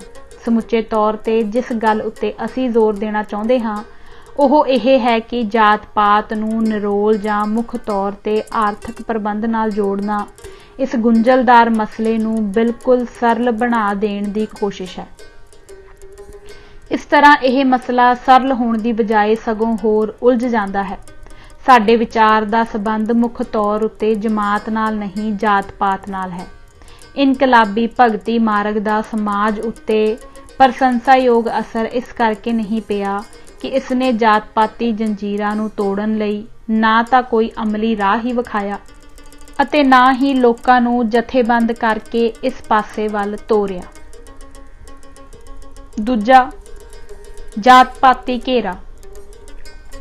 ਇਨਕਲਾਬੀ ਭਗਤੀ ਵਿਚਾਰਧਾਰਾ ਨੇ ਜਾਤ ਪਾਤੀ ਪ੍ਰਬੰਧ ਦੀ ਵਿਚਾਰਧਾਰਾ ਉੱਤੇ ਸਿੱਧਾ ਵਾਰ ਕੀਤਾ। ਇਸ ਪੱਖੋਂ ਭਗਤੀ ਵਿਚਾਰਧਾਰਾ ਦੀ ਇਸ ਦੇਣ ਨੂੰ ਘਟਾ ਕੇ ਨਹੀਂ ਵੇਖਿਆ ਜਾ ਸਕਦਾ, ਪਰ ਕੁਝ ਵੀ ਹੋਵੇ, ਇਨਕਲਾਬੀ ਭਗਤਾਂ ਨੇ ਇਸ ਹਕੀਕਤ ਨੂੰ ਨਜ਼ਰੋਂ ਓਲੇ ਰੱਖਿਆ ਕਿ ਜਾਤ ਪਾਤੀ ਵਿਚਾਰਧਾਰਾ ਇੱਕ ਜਕੜੀ ਹੋਈ ਸਮਾਜੀ ਸੰਸਥਾ ਦੇ ਰੂਪ ਵਿੱਚ ਢਲ ਚੁੱਕੀ ਸੀ। ਸਾਰੀਆਂ ਵਿਚਾਰਧਾਰਾਵਾਂ ਜਦੋਂ ਸੰਸਥਾਵਾਂ ਅਤੇ ਪ੍ਰਬੰਧ ਦੀ ਸ਼ਕਲ ਫੜ ਲੈਂਦੀਆਂ ਹਨ ਤਾਂ ਉਹਨਾਂ ਨੂੰ ਚਲਾਉਣ ਵਾਲੀ ਸ਼ਕਤੀ ਕੇਵਲ ਉਹਨਾਂ ਦੀ ਵਿਚਾਰਧਾਰਾ ਨਹੀਂ ਰਹਿ ਜਾਂਦੀ, ਸਗੋਂ ਸੰਸਥਾਵਾਂ ਦੇ ਆਪਣੇ ਆਪ ਵਿੱਚ ਇੱਕ ਚਾਲਕ ਸ਼ਕਤੀ ਵਿਚਾਰਧਾਰਾ ਨਾਲੋਂ ਵੱਖਰੀ ਬਣ ਜਾਂਦੀ ਹੈ। ਮੈਕਸ ਵੈਬਰ ਨੇ ਲਿਖਿਆ ਹੈ, ਇੱਕ ਵਾਰੀ ਕਦਮ ਜਮਾ ਲੈਣ ਪਿੱਛੋਂ ਹਿੰਦੂ ਮਤ ਦੀ ਦੂਜਿਆਂ ਨੂੰ ਆਪਣੇ ਵਿੱਚ ਸਮੋਹ ਲੈਣ ਦੀ ਸ਼ਕਤੀ ਇਸ ਹੱਦ ਤੱਕ ਹੋ ਗਈ ਕਿ ਆਪਣੇ ਧਾਰਮਿਕ ਘੇਰੇ ਤੋਂ ਬਾਹਰ ਸਮਝੇ ਜਾਂਦੇ ਸਮਾਜੀ ਰੂਪਾਂ ਨੂੰ ਵੀ ਉਸਨੇ ਆਪਣੇ ਅੰਦਰ ਸਮੋ ਲਿਆ। ਬ੍ਰਾਹਮਣ ਵਿਰੋਧੀ ਅਤੇ ਜਾਤ-ਪਾਤ ਵਿਰੋਧੀ ਧਾਰਮਿਕ ਲਹਿਰਾਂ ਜੋ ਕਿ ਹਿੰਦੂ ਮਤ ਦੇ ਬੁਨਿਆਦੀ ਅਸੂਲਾਂ ਦੇ ਹੀ ਖਿਲਾਫ ਸਨ, ਮੁੜ ਜਾਤ-ਪਾਤ ਵੱਲ ਪਰਤੀਆਂ। ਇਸ ਅਮਲ ਦੀ ਵਿਆਖਿਆ ਕਰਨੀ ਔਖੀ ਨਹੀਂ। ਜਦੋਂ ਅਸੂਲੀ ਤੌਰ ਤੇ ਜਾਤ-ਪਾਤ ਵਿਰੋਧੀ ਕੋਈ ਫਿਰਕਾ ਹਿੰਦੂਆਂ ਦੀਆਂ ਵੱਖਰੀਆਂ ਜਾਤਾਂ ਦੇ ਲੋਕਾਂ ਨੂੰ ਆਪਣੇ ਵਿੱਚ ਸ਼ਾਮਲ ਕਰਦਾ ਹੈ ਅਤੇ ਪੁਰਾਣੀਆਂ ਰਸਮਾਂ ਰੀਤਾਂ ਤੋਂ ਨਿਖੇੜਦਾ ਹੈ, ਤਾਂ ਨਵੇਂ ਫਿਰਕੇ ਵਿੱਚ ਸ਼ਾਮਲ ਹੋਣ ਵਾਲੇ ਲੋਕਾਂ ਨੂੰ ਹਿੰਦੂਆਂ ਦੀਆਂ ਜਾਤਾਂ ਆਪਣੇ ਵਿੱਚੋਂ ਛੇਕ ਦਿੰਦੀਆਂ ਹਨ। ਪੁਰਾਣੇ ਸਮਾਜ ਤੋਂ ਸਿਰਫ ਨਿਖੇੜਨਾ ਕਾਫੀ ਨਹੀਂ, ਜਿਤਨੀ ਦੇਰ ਨਵਾਂ ਫਿਰਕਾ ਜਾਤ-ਪਾਤੀ ਪ੍ਰਬੰਧ ਨੂੰ ਮੂਲੋਂ ਹੀ ਖਤਮ ਨਹੀਂ ਕਰਦਾ, ਉਤਨੀ ਦੇਰ ਇਹ ਫਿਰਕਾ ਜਾਤ-ਪਾਤੀ ਪ੍ਰਬੰਧ ਵਿੱਚ ਹੀ ਰਹਿਣ ਵਾਲਾ ਇੱਕ ਨੀਮ ਮਹਿਮਾਨ ਬਣ ਜਾਏਗਾ। ਦੂਸਰੇ ਸ਼ਬਦਾਂ ਵਿੱਚ ਸਮਾਂ ਪਾ ਕੇ ਇਹ ਨੀਮ ਮਹਿਮਾਨ ਟੱਬਰ ਜਾਤ-ਪਾਤੀ ਪ੍ਰਬੰਧ ਵਿੱਚ ਹੀ ਸਮੋਇਆ ਜਾਏਗਾ। ਇਹ ਅਸੀਂ ਪਹਿਲਾਂ ਹੀ ਵੇਖ ਚੁੱਕੇ ਹਾਂ ਕਿ ਛੇਕੇ ਹੋਏ ਲੋਕਾਂ ਨਾਲ ਕੀ ਗੁਜ਼ਰਦੀ ਹੈ, ਸੋ ਐਸੇ ਫਿਰਕੇ ਅਮੂਮਨ ਉਸ ਟੱਬਰ ਵਿੱਚ ਸਮੋਏ ਜਾਣ ਨੂੰ ਹੀ ਪਸੰਦ ਕਰਨਗੇ। ਜਿਵੇਂ ਮੈਕਸ ਵੈਬਰ ਨੇ ਇਸ਼ਾਰਾ ਕੀਤਾ ਹੈ, ਜਾਤ-ਪਾਤ ਵਿਰੋਧੀ ਲਹਿਰਾਂ ਸਾਹਮਣੇ ਦੋ ਹੀ ਰਾਹ ਸਨ, ਜਾਂ ਤਾਂ ਜਾਤ-ਪਾਤੀ ਪ੍ਰਬੰਧ ਨੂੰ ਮੂਲੋਂ ਹੀ ਖਤਮ ਹੀ ਕਰਨ, ਜਾਂ ਮੁੜ ਇਸ ਦੇ ਵਿੱਚ ਵਲੇਟੇ ਜਾਣ। ਪਰ ਇੱਕੋ ਝਟਕੇ ਨਾਲ ਜਾਤ-ਪਾਤੀ ਪ੍ਰਬੰਧ ਦਾ ਖਾਤਮਾ ਤਾਂ ਸਿਰਫ ਜਾਦੂ ਨਾਲ ਹੀ ਹੋ ਸਕਦਾ ਸੀ। ਇਸ ਲਈ ਉਹਨਾਂ ਸਾਹਮਣੇ ਦੂਜਾ ਅਮਲੀ ਰਸਤਾ ਇਹ ਸੀ ਕਿ ਜਾਤ-ਪਾਤੀ ਸਮਾਜ ਦੇ ਘੇਰੇ ਤੋਂ ਬਾਹਰ ਇੱਕ ਨਵਾਂ ਸਮਾਜ ਬਣਾ ਕੇ ਬਾਹਰੋਂ ਲੜਾਈ ਕਰਨ। ਮੱਧ ਯੁੱਗ ਦੇ ਭਗਤਾਂ ਜਾਂ ਉਹਨਾਂ ਦੇ ਪੈਰੋਕਾਰਾਂ ਵਿੱਚੋਂ ਕਿਸੇ ਨੇ ਵੀ ਪੂਰੇ ਨਿਸ਼ਚੇ ਨਾਲ ਜਾਤ-ਪਾਤੀ ਸਮਾਜ ਤੋਂ ਲਾਂਭੇ ਐਸਾ ਸਮਾਜ ਬਣਾਉਣ ਦਾ ਕੋਈ ਯਤਨ ਨਹੀਂ ਕੀਤਾ। ਇਸ ਲਈ ਕੁਦਰਤੀ ਤੌਰ ਤੇ ਜੋ ਨਤੀਜਾ ਹੋਣਾ ਸੀ, ਹੋਇਆ। ਇਹਨਾਂ ਭਗਤੀ ਫਿਰਕਿਆਂ ਨੂੰ ਜਾਂ ਤਾਂ ਜਾਤ-ਪਾਤੀ ਸਮਾਜ ਨੇ ਆਪਣੇ ਅੰਦਰ ਪੂਰੀ ਤਰ੍ਹਾਂ ਸਮੋ ਲਿਆ ਅਤੇ ਜਾਂ ਫਿਰ ਇੱਕ ਜਾਂ ਦੂਜੀ ਕਿਸਮ ਦੇ ਪਿਛਲੱਗ ਵਜੋਂ ਆਪਣੇ ਨਾਲ ਜੋੜੀ ਰੱਖਿਆ। ਜਿਉਂ ਹੀ ਲਹਿਰ ਦੇ ਮੋਢੀ ਪੂਰੇ ਹੋਏ, ਭਗਤੀ ਲਹਿਰ ਦੇ ਹਿੰਦੂ ਮਤ ਨਾਲੋਂ ਧਾਰਮਿਕ ਵਿਚਾਰਾਂ ਦੇ ਵਖਰੇਵੇ ਵੀ ਧੁੰਦਲੇ ਪੈਂਦੇ ਗਏ ਤੇ ਉਹਨਾਂ ਦੇ ਪੈਰੋਕਾਰ ਬ੍ਰਾਹਮਣਵਾਦ ਵਿੱਚ ਜਾ ਫਸੇ। ਅੱਜ ਕੱਲ੍ਹ ਰਾਮਾਨੰਦੀਏ ਬਿਲਕੁਲ ਆਮ ਹਿੰਦੂਆਂ ਵਾਂਗ ਸਨਾਤਨੀ ਹਨ। ਅੱਜ ਹਰ ਰਾਮਾਨੰਦੀ ਮੰਦਰ ਦਾ ਪੁਜਾਰੀ ਬ੍ਰਾਹਮਣ ਹੈ। ਚੈਤਨਯ ਦਾ ਨਿਸ਼ਾਨਾ ਉਦੋਂ ਗੁਆਚ ਗਿਆ ਸੀ ਜਦੋਂ ਉਸਦਾ ਚਰਚਾ ਗੋਸਵਾਮੀ ਬ੍ਰਾਹਮਣਾਂ ਦੇ ਕਬਜ਼ੇ ਵਿੱਚ ਚਲਾ ਗਿਆ।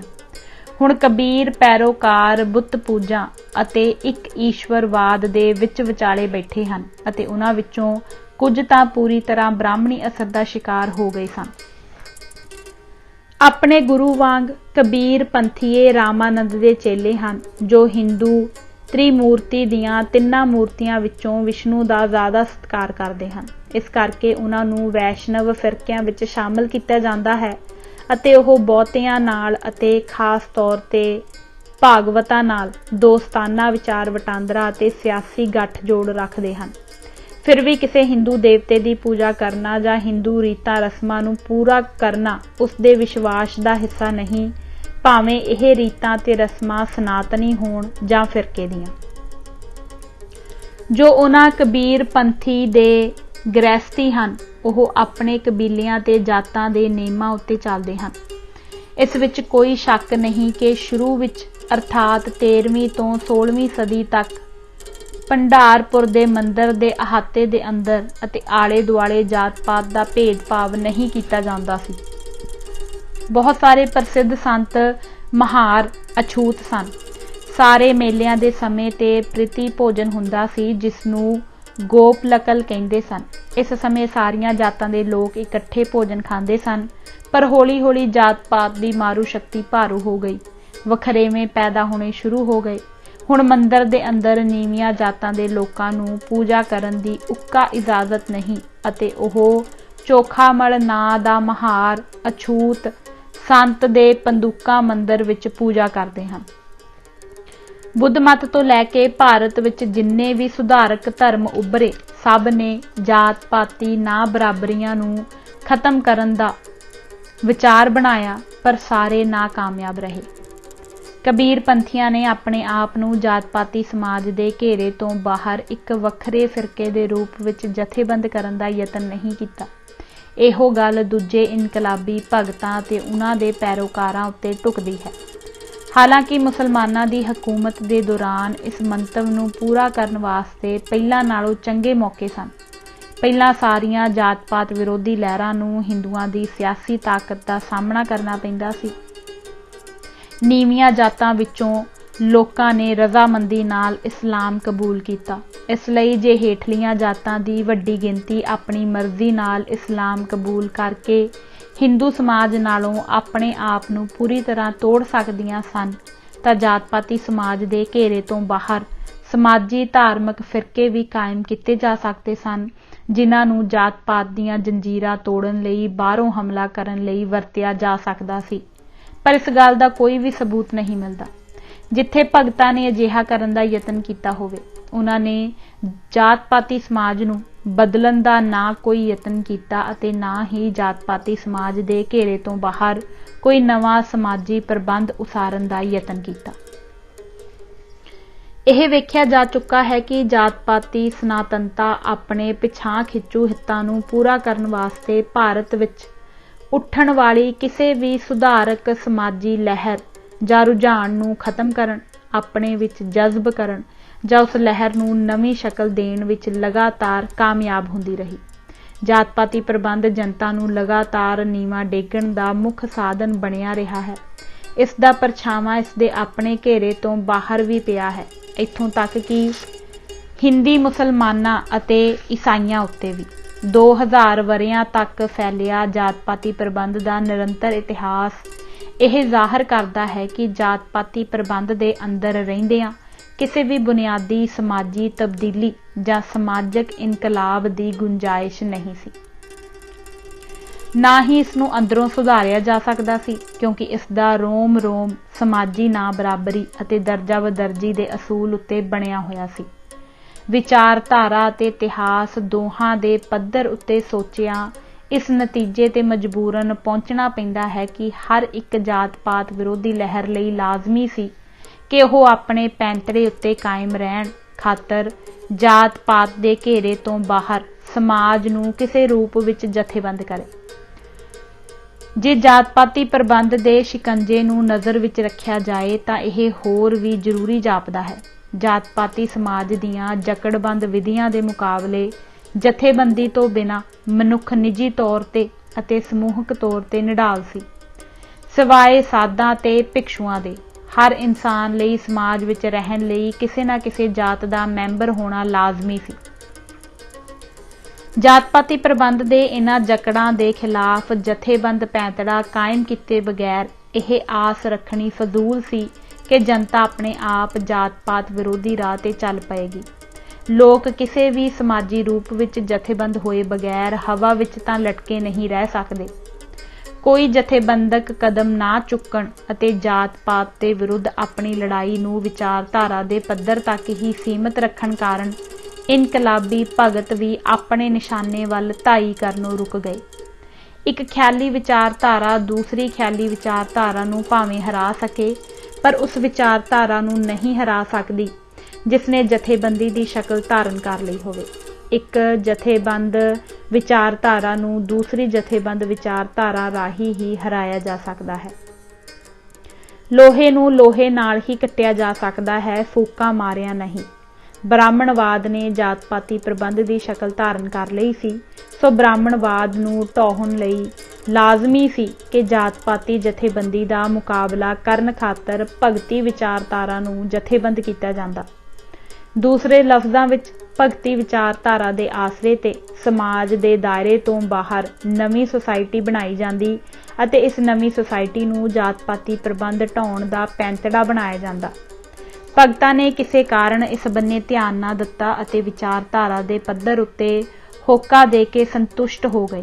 इस दा नतीजा ये निकलिया कि इनकलाबी भगत भी जात पाती प्रबंध नूं कारगर सੱਟ मारन विच कामयाब ना होए, बल्कि उन्हां इस बन्ने कोई अमली कदम चुकिया ही ना। कांड 9वां सिख सिद्धांत। जो इनकलाबी भगत ना कर सके वह सिख गुरुआं ने कर विखाया। उन्होंने जात पाती समाज तो बाहर बराबरी के आधार उत्ते एक समाज सिख पंथ की उसारी की अते इसनूं एक इनकलाबी लहर तैयार करने वास्ते पैंतड़ा बनाया। पर इस तो पहला कि असीं इन्हां सारे विस्तारां उत्ते विचार करिए, सिख गुरुआं दे जिंदगी बारे नज़रिए नूं समझ लेना जरूरी है, क्योंकि जिस सिद्धांत उत्ते सिख लहर उसरी उसनूं समझे बगैर सिख लहर की विशेषता नूं समझिया नहीं जा सकता। सिख सिद्धांत अपने संकल्प विच एक मुठ घाड़त है। असल विच यह इतना अगाह वधू नवां अते उसारू सिद्धांत है कि इस दे संसारक नज़रिए बारे कई गलतफहमियां हो गईयां हन। बहुत सारियां गलतफहमियां उस पिछोकड़ कारण पैदा हुईयां हन जिस पिछोकड़ विचों सिख लहर उभरी है। ब्राह्मणवाद बहुत सारे मतां ते संप्रदावां दा मिलगोबा है, इत्थों तक कि इस विच आपस विरोधी विचारधारावां इक्के थां इकट्ठियां कीतियां होईयां हन। ब्राह्मणवाद के अजिहे रूप कारण सिੱਖੀ नूं भी सनातनी सभ्याचारक ताणे बाणे का एक हिस्सा समझण की रुचि हो गई है। पर भारत विच सिख मत का विकास होर सब मतां नालों वखरे तरीके नाल होया है। इसलिए सिੱਖੀ अते परंपराई हिंदी धर्मां विच कोई बुनियादी सांझ नहीं। इसे करके यह जरूरी हो जाता है कि संखेप विच उन्हां पुरातन समाजी धार्मिक रुखां दा वेरवा दिता जाए जिन्हां तों सिख मत ने तोड़ विछोड़ा कीता। पहला, परंपराई पिछोकड़ अते पहुंच। गुरु साहिबान दे समय तो पहलों 3 वड्डे भारू अंसरां दे असर थल्ले सारा धार्मिक समाजी ते सियासी विकास होया। सब तो भारू समाजी ते सियासी मजबूरी सी वर्ण आश्रम धर्म नूं कायम रखना। दूजा असर सी जिंदगी वल निजवाद ते त्याग दा रवैया अते तीजा सी अहिंसा दा सिद्धांत। कोई भी ऐसी समाजक जां राजसी लहर जो जात पाती दे बुनियादी असूलों के खिलाफ होवे सनातनी संप्रदावां विचों नहीं सी फुट सकदी, क्योंकि ऐसा होण नाल सनातनता दा ही निखेध हो जांदा सी। बोधी अते इनकलाबी भगत जात पाती विचारधारा नूं नहीं मानते सन, पर दोहां दा निशाना जिंदगी नूं त्यागण दा सी। एम हरियाणा ने लिखिया है कि सारे भारतीय फलसफे विच 2 तत्त सांझे हन, एक मोख की प्राप्ति का अंतिम आदर्श अते दूसरा इस प्राप्ति लई तपस्वी साधन। यह दोवें तत्त जिंदगी नूं पिठ देण दी प्रेरणा करते हैं। भारतीय धर्मां दा सब तो भारू सिद्धांत सी कि जीवन असत है जां दुखां दा घर है। जीवन एक बंधन है जिस तो जिथों तक हो सके समाजिक कारगुजारी तो लांबे होके ताड़ी ला के ते तपस्या दे साधना राही छुटकारा प्राप्त किया जाए। समाजिक नज़रिए तो इहो जिहा रवैया ढैंदियां कलां वाला निजवादी ते समाज विरोधी सी। निराशावाद हिंदी सभ्याचार का इतना उगड़वां अंग बन गया कि इसनूं यूनानियां ने भी नोट किया। मौत उन्हां दे आपसी विचार वटांदरे विच वार-वार आउण वाला विषा है। सनातनी संप्रदावां विच जात पाती समाज नूं कायम रखण दी सब तो वड्डी मजबूरी ने इस निराशावाद दी रंगण नूं होर गूढ़ा कीता। श्री कृष्ण जी ही को एक ऐसे भारतीय अवतार होए हन जिन्हां ने भागवत गीता विच अमली कर्म करन दा सिद्धांत दिता है, पर उसे ग्रंथ विच ही उन्हां नूं वर्ण आश्रम धर्म दा करता मिथ्या गया है। इसलिए इस कर्म सिद्धांत दा अमली वरतों विच यह मतलब लिया गया कि वैदिक धर्म दे नियत कीते कर्म कांड कीते जाण ते जात पाती फर्जां नूं निभाया जाए। अर्थात कर्म सिद्धांत दी सारी कारकरदगी जात पाती ढांचे दे घेरे विच सीमित हो गई। इसे तरह महायानी बोधियां ने मानवी दुखां दी घटाउण दी सेवा विच वड्डा हिस्सा पाया, पर अहिंसा दे सिद्धांत नूं मन्नण अते संसार नूं दुखां दा घर मन्नण कारण ओह सियासी समस्या नाल नहीं निबड़ सके। यह एक जानी पछाणी गल है कि बोधियां ने किवें ਮੰਗੋਲੀ ਦਲਾਂ ਨੂੰ ਸ਼ਾਂਤੀਪੂਰਨ ਖਾਨਾ ਬਦੋਸ਼ ਬਣਾਇਆ। ਉਹਨਾਂ ਮੰਗੋਲਾਂ ਨੇ ਜਿਨ੍ਹਾਂ ਨੇ 13ਵੀਂ ਸਦੀ ਦੇ ਵਿੱਚ ਸਾਰੇ ਈਰਾਨ, ਪੱਛਮੀ ਏਸ਼ੀਆ ਤੇ ਦੱਖਣੀ ਪੂਰਬੀ ਯੂਰਪ ਨੂੰ ਉਖੇੜ ਕੇ ਰੱਖ ਦਿੱਤਾ ਸੀ। ਬੁੱਧ ਮੱਤ ਨੇ ਕਿਸੇ ਵੀ ਨਿਸ਼ਾਨੇ ਲਈ ਤਾਕਤ ਦੀ ਵਰਤੋਂ ਨੂੰ ਤਿਆਗ ਦਿੱਤਾ ਤੇ ਆਪਣੇ ਪ੍ਰਚਾਰ ਵਿੱਚ ਅਹਿੰਸਾ ਨੂੰ ਸਭ ਤੋਂ ਪਹਿਲਾਂ ਸਥਾਨ ਦਿੱਤਾ। ਜੈਨ ਮੱਤ ਵਿੱਚ ਇਸ ਅਸੂਲ ਨੂੰ ਲਾਗੂ ਕਰਨ ਲੱਗਿਆਂ ਨਿੱਕੇ ਤੋਂ ਨਿੱਕੇ ਜੀਵਾਂ ਦਾ ਖਿਆਲ ਰੱਖਿਆ ਜਾਣ ਲੱਗ ਪਿਆ। ਬਾਅਦ ਵਿੱਚ ਬ੍ਰਾਹਮਣਵਾਦ ਨੇ ਵੀ ਕੁਝ ਹੱਦ ਤੱਕ ਇਹੀ ਸਿਧਾਂਤ ਅਪਣਾ ਲਿਆ। ਸੀਮਤ ਕਰਨ ਵਾਲੇ ਇਹਨਾਂ ਤਿੰਨਾਂ ਅੰਸਰਾਂ ਦੇ ਮਿਲਵੇਂ ਅਤੇ ਇਕੱਠੇ ਅਸਰਾਂ ਨੇ ਜਾਤ-ਪਾਤੀ ਪ੍ਰਬੰਧ ਨੂੰ ਕਾਇਮ ਰੱਖਣ ਲਈ ਸਾਰੀਆਂ ਪਿਛਾਂਹ ਖਿੱਚੂ ਰੁਚੀਆਂ ਨੂੰ ਇੱਕ ਥਾਂ ਜਮ੍ਹਾਂ ਕੀਤਾ। ਮਾਨਵੀ ਆਜ਼ਾਦੀ ਅਤੇ ਬਰਾਬਰੀ ਦੇ ਮਨੋਰਥ ਵਾਲੀਆਂ ਸਾਰੀਆਂ ਇਨਕਲਾਬੀ ਲਹਿਰਾਂ ਜਾਂ ਤਾਂ ਮੂਲੋਂ ਢਾਹ ਦਿੱਤੀਆਂ ਜਾਂਦੀਆਂ ਰਹੀਆਂ ਅਤੇ ਜਾਂ ਉਹਨਾਂ ਨੂੰ ਬ੍ਰੇਕ ਲਾ ਦਿੱਤੀ ਜਾਂਦੀ। ਦੂਜਾ, ਸਿੱਖ ਮੱਤ ਦਾ ਸੰਸਾਰ ਨਜ਼ਰੀਆ। ਸਿੱਖ ਲਹਿਰ ਨੇ ਪੂਰੀ ਸੋਚੀ ਵਿਚਾਰੀ ਸਕੀਮ ਮੁਤਾਬਕ ਜਾਤ-ਪਾਤੀ ਸਮਾਜ ਦੇ ਘੇਰੇ ਤੋਂ ਬਾਹਰ ਇੱਕ ਸਮਾਜ ਬਣਾਇਆ। ਭਾਰਤੀ ਲੋਕਾਂ ਦੀ ਇਹ ਇੱਕੋ ਇੱਕ ਲਹਿਰ ਸੀ ਜਿਸ ਨੇ ਮਾਨਵਵਾਦੀ ਮਨੋਰਥਾਂ ਅਤੇ ਨਿਸ਼ਾਨਿਆਂ ਨੂੰ ਪ੍ਰਾਪਤ ਕਰਨ ਲਈ ਸਿਆਸੀ ਤਾਕਤ ਜਨਤਾ ਦੇ ਹੱਥ ਲੈਣ ਦਾ ਯਤਨ ਕੀਤਾ। ਉੱਪਰ ਦੱਸੀ ਭਾਰਤੀ ਪਰੰਪਰਾ ਦੇ ਪ੍ਰਸੰਗ ਵਿੱਚ ਇਹ ਦੋਵੇਂ ਗੱਲਾਂ ਸਵਸਥ ਤੌਰ ਉੱਤੇ ਆਪਣੇ ਆਪ ਵਾਪਰਨ ਵਾਲੀਆਂ ਨਹੀਂ ਸਨ। ਕਰੜੇ ਪਰੰਪਰਾਈ ਰੁਝਾਵਾਂ ਤੇ ਪੱਕੇ ਬਣ ਚੁੱਕੇ ਸਮਾਜੀ ਢਾਂਚਿਆਂ ਨਾਲ ਮੁਕਾਬਲਾ ਕਰਨ ਤੇ ਉਹਨਾਂ ਨੂੰ ਜਿੱਤਣ ਲਈ ਵੱਡੇ ਤੇ ਨਿਰੰਤਰ ਯਤਨਾਂ ਦੀ ਜ਼ਰੂਰਤ ਸੀ। ਇਸ ਮਨੋਰਥ ਲਈ ਇੱਕ ਨਵੀਨ ਤੇ ਮੌਲਿਕ ਵਿਚਾਰਧਾਰਾ, ਇੱਕ ਸਪਸ਼ਟ ਦਿਸ਼ਾ, ਦ੍ਰਿੜ ਜਥੇਬੰਦੀ ਅਤੇ ਇੱਕ ਪੁਖਤਾ ਨਿਸ਼ਚੇ ਵਾਲੀ ਅਗਵਾਈ ਦੀ ਜ਼ਰੂਰਤ ਸੀ। ਇੱਥੇ ਅਸੀਂ ਸਿਧਾਂਤ ਦੇ ਕੇਵਲ ਉਹਨਾਂ ਪੱਖਾਂ ਨੂੰ ਸੰਖੇਪ ਵਿੱਚ ਪੇਸ਼ ਕਰਾਂਗੇ ਜਿਨ੍ਹਾਂ ਨੇ ਸਿੱਖ ਲਹਿਰ ਤੋਂ ਇਹ ਮੰਗ ਕੀਤੀ ਕਿ ਪਰੰਪਰਾਈ ਰੁਝਾਨਾਂ ਨੂੰ ਬਿਲਕੁਲ ਉਲਟਾਇਆ ਜਾਏ। ਜ਼ਿੰਦਗੀ ਬਾਰੇ ਸਿੱਖ ਨਜ਼ਰੀਏ ਨੂੰ ਬਿਆਨ ਕਰਨ ਤੋਂ ਪਹਿਲਾਂ ਇੱਕ ਹੋਰ ਗੱਲ ਸਪਸ਼ਟ ਕਰਨ ਦੀ ਲੋੜ ਹੈ। ਸਿੱਖ ਸਿਧਾਂਤ ਅਤੇ ਸਿੱਖ ਲਹਿਰ ਬਾਰੇ ਬਹੁਤੀ ਵਾਰੀ ਗਲਤ ਵਿਆਖਿਆ ਇਸ ਕਰਕੇ ਕੀਤੀ ਜਾਂਦੀ ਹੈ ਕਿ ਸਿੱਖ ਗੁਰੂਆਂ ਨੇ ਆਪਣਾ ਉਪਦੇਸ਼ ਦੇਣ ਲੱਗਿਆਂ ਪੁਰਾਣੇ ਭਾਰਤੀ ਧਾਰਮਿਕ ਮੁਹਾਵਰੇ ਅਤੇ ਸ਼ਬਦਾਂ ਦੀ ਵਰਤੋਂ ਕੀਤੀ। ਭਾਰਤੀ ਪਰੰਪਰਾ ਵਿੱਚ ਧਾਰਮਿਕ, ਸਿਆਸੀ ਜਾਂ ਆਰਥਿਕ ਜੀਵਨ ਦੇ ਸਾਰੇ ਪੱਖ ਕਿਸੇ ਨਾ ਕਿਸੇ ਧਾਰਮਿਕ ਰੂਪ ਵਿੱਚ ਹੀ ਬਿਆਨ ਕੀਤੇ ਜਾਂਦੇ ਸਨ।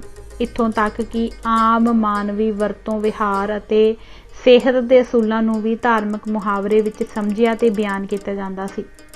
ਇਸ ਪਿਛੋਕੜ ਵਿੱਚ ਲੋਕ ਹਿੱਤ, ਸਮਾਜੀ ਤੇ ਸਿਆਸੀ ਤਬਦੀਲੀ ਲਿਆਉਣ ਦੀ ਪ੍ਰੇਰਨਾ ਨੂੰ ਵੀ ਲੋਕੀ ਧਰਮ ਦੀ ਬੋਲੀ ਵਿੱਚ ਹੀ ਠੀਕ ਤਰ੍ਹਾਂ ਸਮਝ ਸਕਦੇ ਹਨ ਅਤੇ ਉਸ ਦੀ ਠੀਕ ਤਰ੍ਹਾਂ ਨਾਪ ਤੋਲ ਕਰ ਸਕਦੇ ਹਨ। ਸਾਡਾ ਮਤਲਬ ਇਹ ਨਹੀਂ ਕਿ ਸਿੱਖ ਗੁਰੂਆਂ ਨੇ ਧਰਮ ਨੂੰ ਆਪਣੇ ਸਮਾਜੀ ਮੰਤਵਾਂ ਨੂੰ ਪੂਰਾ ਕਰਨ ਲਈ ਇੱਕ ਓਲੇ ਦੇ ਤੌਰ ਤੇ ਵਰਤਿਆ। ਜੀਵਨ ਦੀਆਂ ਸਾਰੀਆਂ ਸਮੱਸਿਆਵਾਂ ਨਾਲ ਨਜਿੱਠਣਾ ਉਹਨਾਂ ਦੇ ਧਰਮ ਦਾ ਇੱਕ ਅਟੁੱਟ ਅੰਗ ਸੀ। ਇੱਥੇ ਇਸ ਗੱਲ ਤੇ ਸਪਸ਼ਟ ਜ਼ੋਰ ਦੇਣ ਦੀ ਜ਼ਰੂਰਤ ਹੈ ਕਿ ਸਿੱਖ ਧਰਮ ਵਿੱਚ ਜੀਵਨ ਦੇ ਸਾਰੇ ਖੇਤਰ ਨੂੰ ਧਾਰਮਿਕ ਦ੍ਰਿਸ਼ਟੀਕੋਣ ਅਨੁਸਾਰ ਵੇਖਿਆ ਗਿਆ ਹੈ, ਜਾਣਿਆ ਗਿਆ ਹੈ ਤੇ ਘੜਿਆ ਗਿਆ ਹੈ। ਇਸ ਕਰਕੇ ਸਮਾਜਿਕ ਮਸਲਿਆਂ ਨੂੰ ਵੀ ਇਸੇ ਦ੍ਰਿਸ਼ਟੀਕੋਣ ਤੋਂ ਵੇਖਿਆ ਗਿਆ।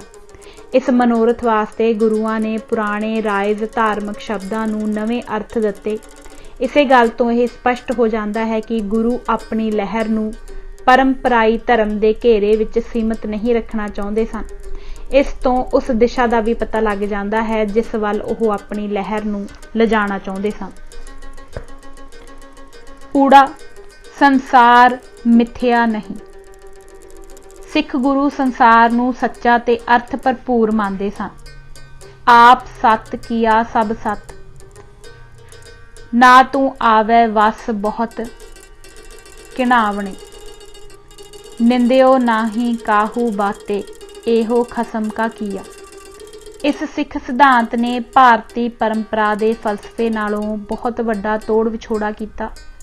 ਬੁੱਧ ਮੱਤ ਸਮੇਤ ਸਮੁੱਚਾ ਭਾਰਤੀ ਪਰੰਪਰਾਈ ਫਲਸਫਾ ਸੰਸਾਰ ਨੂੰ ਮਿਥਿਆ ਜਾਂ ਇਸ ਨੂੰ ਦੁੱਖਾਂ ਦਾ ਘਰ ਸਮਝਦਾ ਸੀ ਅਤੇ ਇਸ ਸੰਸਾਰ ਤੋਂ ਛੁਟਕਾਰਾ ਪਾਉਣ ਜਾਂ ਮੁਕਤੀ ਲੈਣ ਜਾਂ ਆਤਮਿਕ ਆਨੰਦ ਪ੍ਰਾਪਤ ਕਰਨ ਨੂੰ ਹੀ ਧਾਰਮਿਕ ਘਾਲਣਾ ਦਾ ਮੂਲ ਮੁੱਦਾ ਸਮਝਦਾ ਸੀ।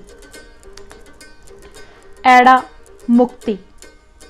ਕਿਉਂਕਿ ਸੰਸਾਰ ਸੱਚ ਹੈ, ਇਸ ਲਈ ਜੀਵਨ ਦਾ ਮਨੋਰਥ ਜੀਵਨ ਤੋਂ ਛੁਟਕਾਰਾ ਹਾਸਲ ਕਰਨ ਦਾ ਨਹੀਂ ਬਲਕਿ ਨਿਸ਼ਾਨਾ ਆਤਮਕ ਤੇ ਨੈਤਿਕ ਜੀਵਨ ਜਿਉਣ ਦਾ ਯਤਨ ਕਰਨ ਦਾ ਹੈ। ਨਿਸ਼ਾਨਾ ਮੁਕਤੀ ਨਹੀਂ, ਸਗੋਂ ਰੱਬ ਦੀ ਰਜ਼ਾ ਨਾਲ ਇਕਸੁਰ ਹੋਈ ਸਰਗਰਮ ਜ਼ਿੰਦਗੀ ਬਿਤਾਉਣ ਦਾ ਹੈ। ਇਸੇ ਕਾਰਨ ਅਖੌਤੀ ਮੁਕਤੀ ਨੂੰ ਜਾਂ ਜੀਵਨ ਤੋਂ ਛੁਟਕਾਰੇ ਨੂੰ ਬਹੁਤੀ ਅਹਿਮੀਅਤ ਨਹੀਂ ਦਿੱਤੀ ਗਈ। ਦਰ ਦਰਸ਼ਨ ਕਾ ਪ੍ਰੀਤਮ ਹੋਵੇ, ਮੁਕਤ ਬੈਕੁੰਠੇ ਕਰੈ ਕਿਆ, ਮੁਕਤ ਜੁਗਤ ਅਨਕ ਸੂਖ, ਹਰ ਭਗਤ ਲਵੈ ਨਾ ਲਾਵਨੋ। ਗੁਰੂ ਗੋਬਿੰਦ ਸਿੰਘ ਜੀ ਨੇ ਭਾਈ ਨੰਦ ਲਾਲ ਦੀ ਕਿਰਤ ਬੰਦਗੀ ਨਾਮਾ ਦਾ ਨਾਂ ਬਦਲ ਕੇ ਜ਼ਿੰਦਗੀ ਨਾਮਾ ਰੱਖ ਦਿੱਤਾ। ਇਸ ਤੋਂ ਇਲਾਵਾ ਗੁਰੂਆਂ ਨੇ ਮੁਕਤੀ ਦੇ ਵਿਚਾਰ ਨੂੰ ਨਵਾਂ ਅਰਥ ਦਿੱਤਾ। ਸੰਸਾਰ ਤੋਂ ਛੁਟਕਾਰੇ ਦੀ ਬਜਾਏ ਮੁਕਤੀ ਦਾ ਅਰਥ ਖੁਦਪ੍ਰਸਤੀ, ਖੁਦਗਰਜ਼ੀ ਤੇ ਨਿਰਜਵਾਦ ਤੋਂ ਛੁਟਕਾਰਾ ਕੀਤਾ, ਬਲਕਿ ਮੁਕਤੀ ਨੂੰ ਮਨੁੱਖਤਾ ਦੀ ਸੇਵਾ ਨਾਲ ਜੋੜ ਦਿੱਤਾ ਗਿਆ।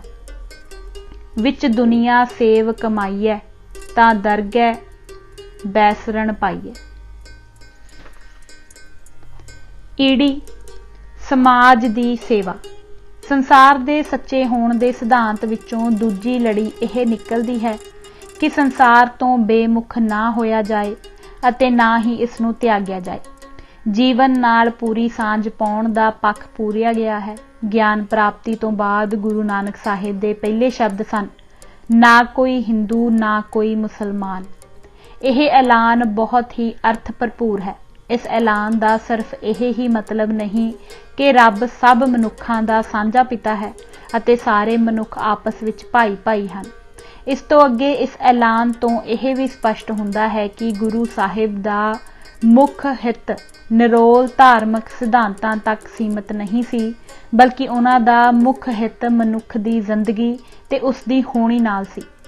ਇਸ ਦੇ ਨਾਲ ਹੀ ਇਸ ਐਲਾਨ ਤੋਂ ਇਹ ਵੀ ਜ਼ਾਹਰ ਹੁੰਦਾ ਹੈ ਕਿ ਗੁਰੂ ਸਾਹਿਬ ਦੇ ਸੰਦੇਸ਼ ਵਿੱਚ ਰੂਹਾਨੀਅਤ ਤੇ ਨੈਤਿਕਤਾ ਦਾ ਅਨਿੱਖੜਵਾਂ ਜੋੜ ਹੈ। ਦਿਆਲੂ ਬਾਬਾ ਨਾਨਕ ਦੂਜਿਆਂ ਦੇ ਦੁੱਖ ਨੂੰ ਬਰਦਾਸ਼ਤ ਨਹੀਂ ਕਰ ਸਕਦਾ ਸੀ। ਉਹਨਾਂ ਨੇ ਸ਼ਾਹ ਸ਼ਰਫ ਨੂੰ ਦੱਸਿਆ ਕਿ ਜੋ ਲੋਕ ਆਪਣੇ ਨਾਲ ਦੇ ਦੂਜੇ ਇਨਸਾਨਾਂ ਨੂੰ ਪਿਆਰ ਕਰਦੇ ਹਨ, ਉਹ ਹੀ ਇਸ ਸੰਸਾਰ ਵਿੱਚ ਸਫਲ ਰਹਿੰਦੇ ਹਨ। ਆਪਣੇ ਸਿਧਾਂਤ ਨੂੰ ਅਮਲੀ ਜਾਮਾ ਪਹਿਨਾਉਣ ਲਈ ਗੁਰੂ ਨਾਨਕ ਸਾਹਿਬ ਨੇ ਗ੍ਰਹਿਸਥ ਨੂੰ ਸਭ ਤੋਂ ਵੱਡੀ ਪਹਿਲ ਦਿੱਤੀ। ਇਹ ਉਹਨਾਂ ਨੇ ਆਪਣੇ ਧਾਰਮਿਕ ਸਿਧਾਂਤ ਦੀ ਸਮਾਜ ਨਾਲ ਸਾਂਝ ਪਾਉਣ ਲਈ ਕੀਤਾ, ਜੋ ਇੱਕ ਬਹੁਤ ਵੱਡਾ ਵਿਹਾਰਕ ਕਦਮ ਸੀ। ਗ੍ਰਹਿਸਥ ਨੂੰ ਪਹਿਲ ਦੇਣੀ ਭਾਰਤ ਦੀ ਪੁਰਾਣੀ ਧਾਰਮਿਕ ਪਰੰਪਰਾ ਨਾਲੋਂ ਇੱਕ ਇਤਨਾ ਵੱਡਾ ਤੋੜ ਵਿਛੋੜਾ ਸੀ ਕਿ ਨਾਥਾਂ ਨੇ ਗੁਰੂ ਨਾਨਕ ਜੀ ਤੇ ਦੋਸ਼ ਲਾਇਆ। ਪੁੱਛੇ ਜੋਗੀ ਭੰਗਰ ਨਾਥ, ਤੂਹੇ ਦੁੱਧ ਵਿੱਚ ਕਿਉਂ ਕਾਂਜੀ ਪਾਈ। ਗੁਰੂ ਨਾਨਕ ਸਾਹਿਬ ਦੇ ਪੰਥ ਵਿੱਚ ਗ੍ਰਹਿਸਥ ਦਾ ਜੀਵਨ ਧਾਰਮਿਕ ਜੀਵਨ ਦਾ ਧੁਰਾ ਬਣ ਗਿਆ। ਇਹ ਸਿਧਾਂਤ ਦੁਨੀਆਦਾਰੀ ਨੂੰ ਕੋਈ ਰਿਆਇਤ ਵਜੋਂ ਦਿੱਤੀ ਗਈ ਛੋਟ ਨਹੀਂ ਸੀ, ਬਲਕਿ ਗ੍ਰਹਿਸਥ ਦੇ ਜੀਵਨ ਨੂੰ ਰੂਹਾਨੀਅਤ ਦੀ ਸਿਖਲਾਈ ਅਤੇ ਇਸ ਦੇ ਵਿਸਥਾਰ ਦਾ ਸਾਧਨ ਬਣਾਇਆ ਗਿਆ। ਗੁਰੂਆਂ ਨੇ ਗ੍ਰਹਿਸਥੀ ਜੀਵਨ ਨੂੰ ਧਾਰਮਿਕ ਤੇ ਰੂਹਾਨੀ ਜੀਵਨ ਦੇ ਬਦਲ ਦੇ ਤੌਰ ਉੱਤੇ ਪੇਸ਼ ਨਹੀਂ ਕੀਤਾ, ਸਗੋਂ ਜਗਿਆਸੂ ਲਈ ਇਸ ਜੀਵਨ ਨੂੰ ਵੱਡੀ ਅਹਿਮੀਅਤ ਬਣਾ ਦਿੱਤਾ। ਗੁਰੂ ਅੰਗਦ ਤੇ ਗੁਰੂ ਅਮਰਦਾਸ ਨੇ ਉਦਾਸੀ ਸਾਧੂਆਂ ਨੂੰ ਸਿੱਖੀ ਦੇ ਦਾਇਰੇ ਵਿੱਚੋਂ ਕੱਢ ਦਿੱਤਾ, ਕਿਉਂਕਿ ਉਹ ਸਾਧੂ ਬ੍ਰਹਮਚਾਰੀ ਤੇ ਤਿਆਗੀ ਜੀਵਨ ਬਿਤਾ ਰਹੇ ਸਨ। ਗੁਰੂ ਹਰਕ੍ਰਿਸ਼ਨ ਸਾਹਿਬ ਬਾਲ ਉਮਰ ਵਿੱਚ ਸੁਰਗਵਾਸ ਕਰ ਗਏ। ਬਾਕੀ ਸਭ ਗੁਰੂਆਂ ਨੇ ਗ੍ਰਹਿਸਥੀ ਜੀਵਨ ਗੁਜ਼ਾਰਿਆ। ਜਗਿਆਸੀਆਂ ਨੂੰ ਤਿਆਗ ਕੇ ਫਕੀਰੀ ਦੇ ਰਾਹ ਪੈਣੋਂ ਰੋਕਣ ਲਈ ਗੁਰੂਆਂ ਨੇ ਇੱਕ ਹੋਰ ਅਮਲੀ ਕਦਮ ਇਹ ਚੁੱਕਿਆ ਕਿ ਹਰ ਆਦਮੀ ਲਈ 10 ਨਹੁੰਆਂ ਦੀ ਕਿਰਤ ਕਰਨਾ ਲਾਜ਼ਮੀ ਬਣਾ ਦਿੱਤਾ। ਮਕਟੂ ਹੋਏ ਕੇ ਕੰਨ ਪੜਾਏ, ਫਕਰ ਕਰੇ ਹੋਰ ਜਾਤ ਗਵਾਏ, ਗੁਰ ਪੀਰ ਸਦਾਏ ਮੰਗਣ ਜਾਏ, ਤਾਂ ਕੈ ਮੂਲ ਨਾ ਲਗੀਐ ਪਾਏ, ਘਾਲ ਖਾਏ ਕਿਛ ਹੱਥੋਂ ਦੇ, ਨਾਨਕ ਰਾਹ ਪਛਾਣੈ ਸੇ। ਤੀਜਾ, ਜ਼ਿੰਦਗੀ ਬਾਰੇ ਇਕਾਤਮਕ ਨਜ਼ਰੀਆ। ਜਾਤ-ਪਾਤੀ ਵਿਚਾਰਧਾਰਾ ਨੇ ਸਮਾਜ ਨੂੰ ਵੀ ਵੱਖੋ-ਵੱਖ ਡੱਬੀਆਂ ਵਿੱਚ ਵੰਡਿਆ ਤੇ ਸਨਾਤਨੀ ਨੈਤਿਕਤਾ ਤੇ ਧਰਮ ਨੂੰ ਵੀ। ਇਹ ਇਸ ਕਰਕੇ ਹੋਇਆ ਕਿ ਸਮਾਜਿਕ ਦਰਜਾ ਬਦਰਜੀ, ਨਾ ਬਰਾਬਰੀ ਤੇ ਲੁੱਟ ਖਸੁੱਟ ਵਾਲੇ ਜਾਤ-ਪਾਤੀ ਸਮਾਜ ਦਾ ਸਮੁੱਚੀ ਜ਼ਿੰਦਗੀ ਬਾਰੇ ਇਕਾਤਮਕ ਨਜ਼ਰੀਏ ਨਾਲ ਮੇਲ ਕਰਾਉਣਾ ਨਾਮੁਮਕਿਨ ਸੀ। ਜਾਤ-ਪਾਤੀ ਪ੍ਰਬੰਧ ਨੂੰ ਕਾਇਮ ਰੱਖਣਾ ਮੁੱਖ ਮੰਤਵ ਹੋਣ ਕਾਰਨ ਧਰਮ ਦੇ ਅਸਲੀ ਤੱਤ ਤੋਂ ਕੰਨੀ ਕਤਰਾਈ ਜਾਂਦੀ, ਕਿਉਂਕਿ ਧਰਮ ਦੇ ਅਸਲੀ ਤੱਤ ਦਾ ਜਾਤ ਪਾਤੀ ਨਾਲ ਮੇਲ ਨਹੀਂ ਸੀ ਹੋ ਸਕਦਾ। ਰੂਹਾਨੀਅਤ ਦੀ ਤਾਂਘ ਸੰਸਾਰ ਤਿਆਗਣ ਦੇ ਰਾਹ ਤੁਰ ਪਈ ਜਾਂ ਤਪੱਸਿਆ ਦੇ ਰਾਹ। ਇਸ ਮਤਲਬ ਲਈ ਇੱਕ ਖੁੱਲ੍ਹ ਇਹ ਵੀ ਦਿੱਤੀ ਗਈ ਕਿ ਜੋ ਵੀ ਚਾਹੇ ਸਮਾਜ ਤੋਂ ਬਾਹਰ ਹੋ ਕੇ ਜਾਤ ਪਾਤੀ ਪ੍ਰਬੰਧ ਨੂੰ ਬਿਨਾਂ ਛੇੜਿਆਂ ਆਪਣੇ ਰੂਹਾਨੀ ਆਦਰਸ਼ ਪੂਰਾ ਕਰਨ ਲਈ ਸਾਧ, ਨਾਥ, ਜੋਗੀ, ਫਕੀਰ, ਸਾਧੂ ਆਦਿ ਬਣ ਜਾਏ। ਦੂਸਰਾ ਰਾਹ ਇਹ ਲੱਭਾ ਕਿ ਖੁਦ ਧਰਮ ਨੂੰ ਸੰਸਾਰੀ ਜੀਵਨ ਤੋਂ ਨਿਖੇੜ ਦਿੱਤਾ, ਖਾਸ ਕਰਕੇ ਰਾਜਸੀ ਮਾਮਲਿਆਂ ਤੋਂ। ਜਿਹੜਾ ਕਰੜਾ ਤੇ ਮਜ਼ਬੂਤ ਜੱਫਾ ਇਸ ਧਾਰਮਿਕ ਨਜ਼ਰੀਏ ਨੇ ਭਾਰਤੀ ਲੋਕਾਂ ਦੇ ਮਨਾਂ ਤੇ ਮਾਰਿਆ ਹੋਇਆ ਸੀ, ਉਸ ਦਾ ਸਬੂਤ ਰਬਿੰਦਰਨਾਥ ਟੈਗੋਰ ਦੇ ਇਹਨਾਂ ਸ਼ਬਦਾਂ ਤੋਂ ਮਿਲ ਜਾਂਦਾ ਹੈ। ਜਿਸ ਮੁਕਤੀ ਨੂੰ ਬਾਬੇ ਨਾਨਕ ਨੇ ਪ੍ਰਾਪਤ ਕੀਤਾ ਉਹ ਸਿਆਸੀ ਮੁਕਤੀ ਨਹੀਂ ਸੀ, ਸਗੋਂ ਰੂਹਾਨੀ ਮੁਕਤੀ ਸੀ। ਨਾਨਕ ਨੇ ਆਪਣੇ ਪੈਰੋਕਾਰਾਂ ਨੂੰ ਖੁਦਗਰਜ਼ੀ, ਤੰਗ ਨਜ਼ਰੀ, ਤੁਅੱਸਬ ਅਤੇ ਰੂਹਾਨੀ ਆਲਸ ਤੋਂ ਮੁਕਤ ਹੋਣ ਦਾ ਹੋਕਾ ਦਿੱਤਾ ਸੀ। ਗੁਰੂ ਗੋਬਿੰਦ ਸਿੰਘ ਨੇ ਸਿੱਖਾਂ ਨੂੰ ਕਿਸੇ ਖਾਸ ਮਕਸਦ ਲਈ ਜਥੇਬੰਦ ਕੀਤਾ। ਉਹਨਾਂ ਨੇ ਸਿੱਖਾਂ ਦੀ ਸ਼ਕਤੀ ਨੂੰ ਬਾਕੀ ਸਾਰੇ ਪਾਸਿਆਂ ਤੋਂ ਮੋੜ ਕੇ ਸਿਰਫ ਇੱਕੋ ਰਾਹ ਤੇ ਤੋਰ ਦਿੱਤਾ। ਉਹ ਸੰਪੂਰਨ ਤੇ ਆਜ਼ਾਦ ਮਨੁੱਖ ਨਾ ਰਹੇ। ਉਹਨਾਂ ਨੇ ਸਿੱਖਾਂ ਦੀ ਰੂਹਾਨੀਅਤ ਦੇ ਆਧਾਰ ਉੱਤੇ ਬਣੀ ਏਕਤਾ ਨੂੰ ਸੰਸਾਰਕ ਸਫਲਤਾ ਦਾ ਸਾਧਨ ਬਣਾ ਲਿਆ। ਇਹ ਸੱਚਮੁੱਚ ਹੀ ਬੜੇ ਅਫਸੋਸ ਦੀ ਗੱਲ ਹੈ ਕਿ ਅਖੌਤੀ ਰੂਹਾਨੀ ਮੁਕਤੀ ਤੇ ਅਖੌਤੀ ਮਨੁੱਖੀ ਆਜ਼ਾਦੀ ਦੇ ਪਰਦੇ ਹੇਠ ਕਿਵੇਂ ਪਰੰਪਰਾਈ ਵਿਚਾਰਧਾਰਾ ਨੇ ਕਿੰਨੀ ਸਫਲਤਾ ਨਾਲ ਸੂਝ-ਬੂਝ ਵਾਲੇ ਲੋਕਾਂ ਉੱਤੇ ਵੀ ਇਹ ਛੱਪਾ ਪਾ ਲਿਆ ਹੈ ਕਿ ਰੂਹਾਨੀ ਮੁਕਤੀ ਨੂੰ ਸਿਆਸੀ ਆਜ਼ਾਦੀ ਨਾਲੋਂ ਨਿਖੇੜਿਆ ਜਾ ਸਕਦਾ ਹੈ।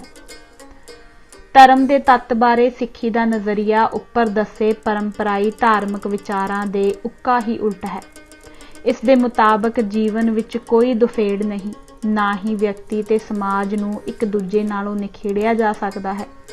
ਸਿੱਖੀ ਅਨੁਸਾਰ ਸੱਚਾ ਧਰਮ ਤੇ ਨੈਤਿਕਤਾ ਅਨਿਆਂ ਭਰੇ ਸਮਾਜੀ ਤੇ ਸਿਆਸੀ ਪ੍ਰਬੰਧ ਵੱਲੋਂ ਅੱਖਾਂ ਨਹੀਂ ਮੀਟ ਸਕਦੇ ਅਤੇ ਨਾ ਹੀ ਰੂਹਾਨੀ ਮੁਕਤੀ ਧਾਰਮਿਕ ਜਬਰ ਤੇ ਸਿਆਸੀ ਗੁਲਾਮੀ ਦੀ ਛਤਰ ਛਾਇਆ ਹੇਠ ਮਿਲ ਸਕਦੀ ਹੈ। ਗੁਰੂਆਂ ਨੇ ਧਰਮ ਦਾ ਇੱਕ ਵਿਸਥਾਰ ਭਰਿਆ ਸਮੁੱਚਾ ਨਜ਼ਰੀਆ ਬਣਾਇਆ। ਉਹਨਾਂ ਦਾ ਨਜ਼ਰੀਆ ਇਕਾਤਮਕ ਤੇ ਇਕਾਗਰ ਹੈ। ਉਹ ਵਿਅਕਤੀ ਨੂੰ ਸਮਾਜ ਨਾਲੋਂ ਨਿਖੇੜ ਕੇ ਨਹੀਂ ਵੇਖਦੇ। ਕਿਸੇ ਵਿਅਕਤੀ ਦੀਆਂ ਧਾਰਮਿਕ ਤੇ ਰੂਹਾਨੀ ਸਮੱਸਿਆਵਾਂ ਨੂੰ ਸਮੁੱਚੇ ਸਮਾਜ ਦੀ ਇਖਲਾਕੀ ਤੇ ਰੂਹਾਨੀ ਦੁਰਦਸ਼ਾ ਤੋਂ ਨਿਖੇੜ ਕੇ ਨਹੀਂ ਵੇਖਿਆ ਜਾ ਸਕਦਾ। ਨਿੱਜੀ ਮੁਕਤੀ ਜਾਂ ਰੂਹਾਨੀ ਆਨੰਦ ਵਿੱਚ ਲੀਨ ਰਹਿਣਾ ਸਿੱਖੀ ਦਾ ਆਦਰਸ਼ ਨਹੀਂ। ਸਿੱਖ ਵਾਸਤੇ ਨਿੱਜੀ, ਇਖਲਾਕੀ ਤੇ ਰੂਹਾਨੀ ਤਰੱਕੀ ਅੰਤਮ ਉਦੇਸ਼ ਨਹੀਂ, ਸਗੋਂ ਇਹ ਤਾਂ ਮਨੁੱਖਤਾ ਦੀ ਸੁੱਚੀ ਸੇਵਾ ਵਾਸਤੇ ਤਿਆਰੀ ਦੇ ਸਾਧਨ ਹਨ। ਅਸਲ ਵਿੱਚ ਮਨੁੱਖਤਾ ਦੀ ਸੇਵਾ ਤੇ ਇਖਲਾਕ ਤੇ ਰੂਹਾਨੀ ਤਰੱਕੀ ਦੋਵੇਂ ਅਨਿੱਖੜ ਹਨ। ਰੱਬ ਨੂੰ ਪਿਆਰ ਕਰਨਾ ਤਾਂ ਸੰਪੂਰਨ ਹੁੰਦਾ ਹੈ ਜੇ ਇਸ ਪਿਆਰ ਨੂੰ ਮਨੁੱਖ ਨਾਲ ਪਿਆਰ ਕਰਨ ਵਿੱਚ ਢਾਲਿਆ ਜਾਏ, ਕਿਉਂਕਿ ਰੱਬ ਤਾਂ ਹਰ ਇੱਕ ਨੂੰ ਪਿਆਰ ਕਰਦਾ ਹੈ, ਨੀਚਾਂ ਤੇ ਦੱਬੇ ਕੁਚਲਿਆਂ ਨੂੰ ਵੀ। ਸਿੱਖ ਗੁਰੂਆਂ ਅਨੁਸਾਰ ਮਨੁੱਖ ਦਾ ਧਾਰਮਿਕ, ਇਖਲਾਕੀ ਤੇ ਰੂਹਾਨੀ ਜੀਵਨ ਉਸਦੇ ਸਮੁੱਚੇ ਨਿੱਜੀ ਜੀਵਨ ਤੇ ਸਮਾਜਿਕ ਜੀਵਨ ਦੋਹਾਂ ਦਾ ਅੰਗ ਹੈ, ਕਿਉਂਕਿ ਜੀਵਨ ਇੱਕ ਪੂਰੀ ਇਕਾਈ ਹੈ। ਇਸ ਨੂੰ ਮਨ ਮਰਜ਼ੀ ਅਨੁਸਾਰ ਧਾਰਮਿਕ, ਸਿਆਸੀ ਜਾਂ ਸਮਾਜੀ ਅੱਡ-ਅੱਡ ਹਿੱਸਿਆਂ ਵਿੱਚ ਨਹੀਂ ਵੰਡਿਆ ਜਾ ਸਕਦਾ। ਨਾ ਹੀ ਸਮੁੱਚੇ ਜੀਵਨ ਨੂੰ ਆਪਣੇ ਰਹਿਮ ਤੇ ਛੱਡ ਕੇ ਅਣਗੌਲਿਆ ਜਾ ਸਕਦਾ ਹੈ। ਸਿੱਖ ਗੁਰੂਆਂ ਮੁਤਾਬਕ ਧਰਮ ਦਾ ਇਹ ਜ਼ਰੂਰੀ ਅੰਗ ਹੈ ਕਿ ਮਨੁੱਖ ਜੀਵਨ ਵਿੱਚ ਸਭ ਤਰ੍ਹਾਂ ਦੀਆਂ ਪੈਦਾ ਹੋਈਆਂ ਸਮੱਸਿਆਵਾਂ ਦਾ ਮੁਕਾਬਲਾ ਕਰੇ। ਮਨੁੱਖ ਜਾਂ ਤਾਂ ਰੱਬ ਨੂੰ ਕੇਂਦਰ ਮੰਨ ਕੇ ਕਰਮ ਕਰਦਾ ਹੈ ਜਾਂ ਖੁਦ ਨੂੰ ਕੇਂਦਰ ਮੰਨ ਕੇ। ਦੂਜੇ ਲਫ਼ਜ਼ਾਂ ਵਿੱਚ ਜਾਂ ਤਾਂ ਇਨਸਾਨ ਦੇ ਕਰਮ ਸਮਾਜ ਦੇ ਵਾਧੇ ਲਈ ਹਨ ਜਾਂ ਇਸ ਦੇ ਵਿਨਾਸ਼ ਲਈ। ਇਹਨਾਂ ਦੋਹਾਂ ਤੋਂ ਨਿਰਲੇਪ ਕੋਈ ਵੀ ਹਾਲਤ ਨਹੀਂ ਹੋ ਸਕਦੀ। ਨਿਕੰਮਾਪਣ ਤੇ ਆਲਸ ਪਾਪ ਹਨ। ਆਪਣੇ ਇਕਾਤਮਕ ਧਾਰਮਿਕ ਨਜ਼ਰੀਏ ਅਨੁਸਾਰ ਗੁਰੂਆਂ ਨੇ ਸਿੱਖ ਲਹਿਰ ਨੂੰ ਦੋ ਮੁਖੀ ਦਿਸ਼ਾ ਦਿੱਤੀ। ਪਹਿਲੀ ਸੀ ਵਿਅਕਤੀ ਅਤੇ ਸਮਾਜ ਦੀਆਂ ਕਦਰਾਂ ਕੀਮਤਾਂ ਨੂੰ ਬਦਲਣ ਉੱਤੇ ਜ਼ੋਰ ਦੇਣਾ, ਅਰਥਾਤ ਅੱਜ ਕੱਲ੍ਹ ਦੀ ਪ੍ਰਚਲਿਤ ਬੋਲੀ ਵਿੱਚ ਇੱਕ ਸੱਭਿਆਚਾਰਕ ਇਨਕਲਾਬ ਲਿਆਉਣਾ। ਦੂਜੀ ਦਿਸ਼ਾ ਸੀ ਨਾ ਬਰਾਬਰੀ ਦੀ ਬੁਨਿਆਦ ਉੱਤੇ ਉਸਾਰੇ ਧਾਰਮਿਕ, ਸਮਾਜੀ ਤੇ ਸਿਆਸੀ ਪ੍ਰਬੰਧ ਨੂੰ ਬਦਲਣਾ। ਇਹ ਦੋਵੇਂ ਅਮਲ ਦਰਅਸਲ ਇੱਕੋ ਸੇਧ ਦੇ ਦੋ ਹਿੱਸੇ ਸਨ ਅਤੇ ਇੱਕੋ ਮਨੋਰਥ ਨੂੰ ਪੂਰਾ ਕਰਨ ਲਈ ਸਨ। ਦੋਵੇਂ ਹਿੱਸੇ ਇੱਕ ਦੂਜੇ ਨੂੰ ਸੰਪੂਰਨ ਕਰਨ ਲਈ ਸਨ। ਆਪਣੇ ਆਪ ਵਿੱਚ ਕੋਈ ਵੀ ਇਕੱਲੇ ਤੌਰ ਤੇ ਪੂਰਾ ਨਹੀਂ ਸੀ। ਸਾਰਾ ਸਮਾਜੀ ਪ੍ਰਬੰਧ ਮਨੁੱਖ ਹੀ ਚਲਾਉਂਦਾ ਹੈ। ਜਿਸ ਆਚਾਰ ਦੇ ਮਨੁੱਖ ਕਿਸੇ ਸਮਾਜੀ ਪ੍ਰਬੰਧ ਨੂੰ ਚਲਾਉਂਦੇ ਹਨ, ਉਹਨਾਂ ਦਾ ਉਹ ਆਚਾਰ ਉਸ ਸਮਾਜੀ ਪ੍ਰਬੰਧ ਦੇ ਮਿਆਰ ਨੂੰ ਤੈਅ ਕਰਦਾ ਹੈ। ਦੂਸਰੇ ਬੰਨੇ ਇਹ ਵੀ ਜ਼ਰੂਰੀ ਹੈ ਕਿ ਸਮਾਜੀ, ਸਿਆਸੀ ਤੇ ਆਰਥਿਕ ਪ੍ਰਬੰਧ ਇਨਸਾਫ ਭਰਪੂਰ ਹੋਵੇ, ਕਿਉਂਕਿ ਇਸ ਪ੍ਰਬੰਧ ਦਾ ਇਨਸਾਨੀ ਸ਼ਖਸੀਅਤ ਨੂੰ ਢਾਲਣ ਉੱਤੇ ਬਹੁਤ ਅਸਰ ਹੁੰਦਾ ਹੈ। ਅੱਜ ਅਸੀਂ ਇਹ ਕਿਤਾਬ ਇੱਥੋਂ ਤੱਕ ਹੀ ਪੜ੍ਹਾਂਗੇ ਅਤੇ ਇਹ ਕਿਤਾਬ ਅਸੀਂ ਪੰਨਾ ਨੰਬਰ 79 ਤੋਂ ਲੈ ਕੇ 104 ਤੱਕ ਪੜ੍ਹੀ ਹੈ। ਇਜਾਜ਼ਤ ਦਿਓ। ਵਾਹਿਗੁਰੂ ਜੀ ਕਾ ਖਾਲਸਾ, ਵਾਹਿਗੁਰੂ ਜੀ ਕੀ ਫਤਿਹ।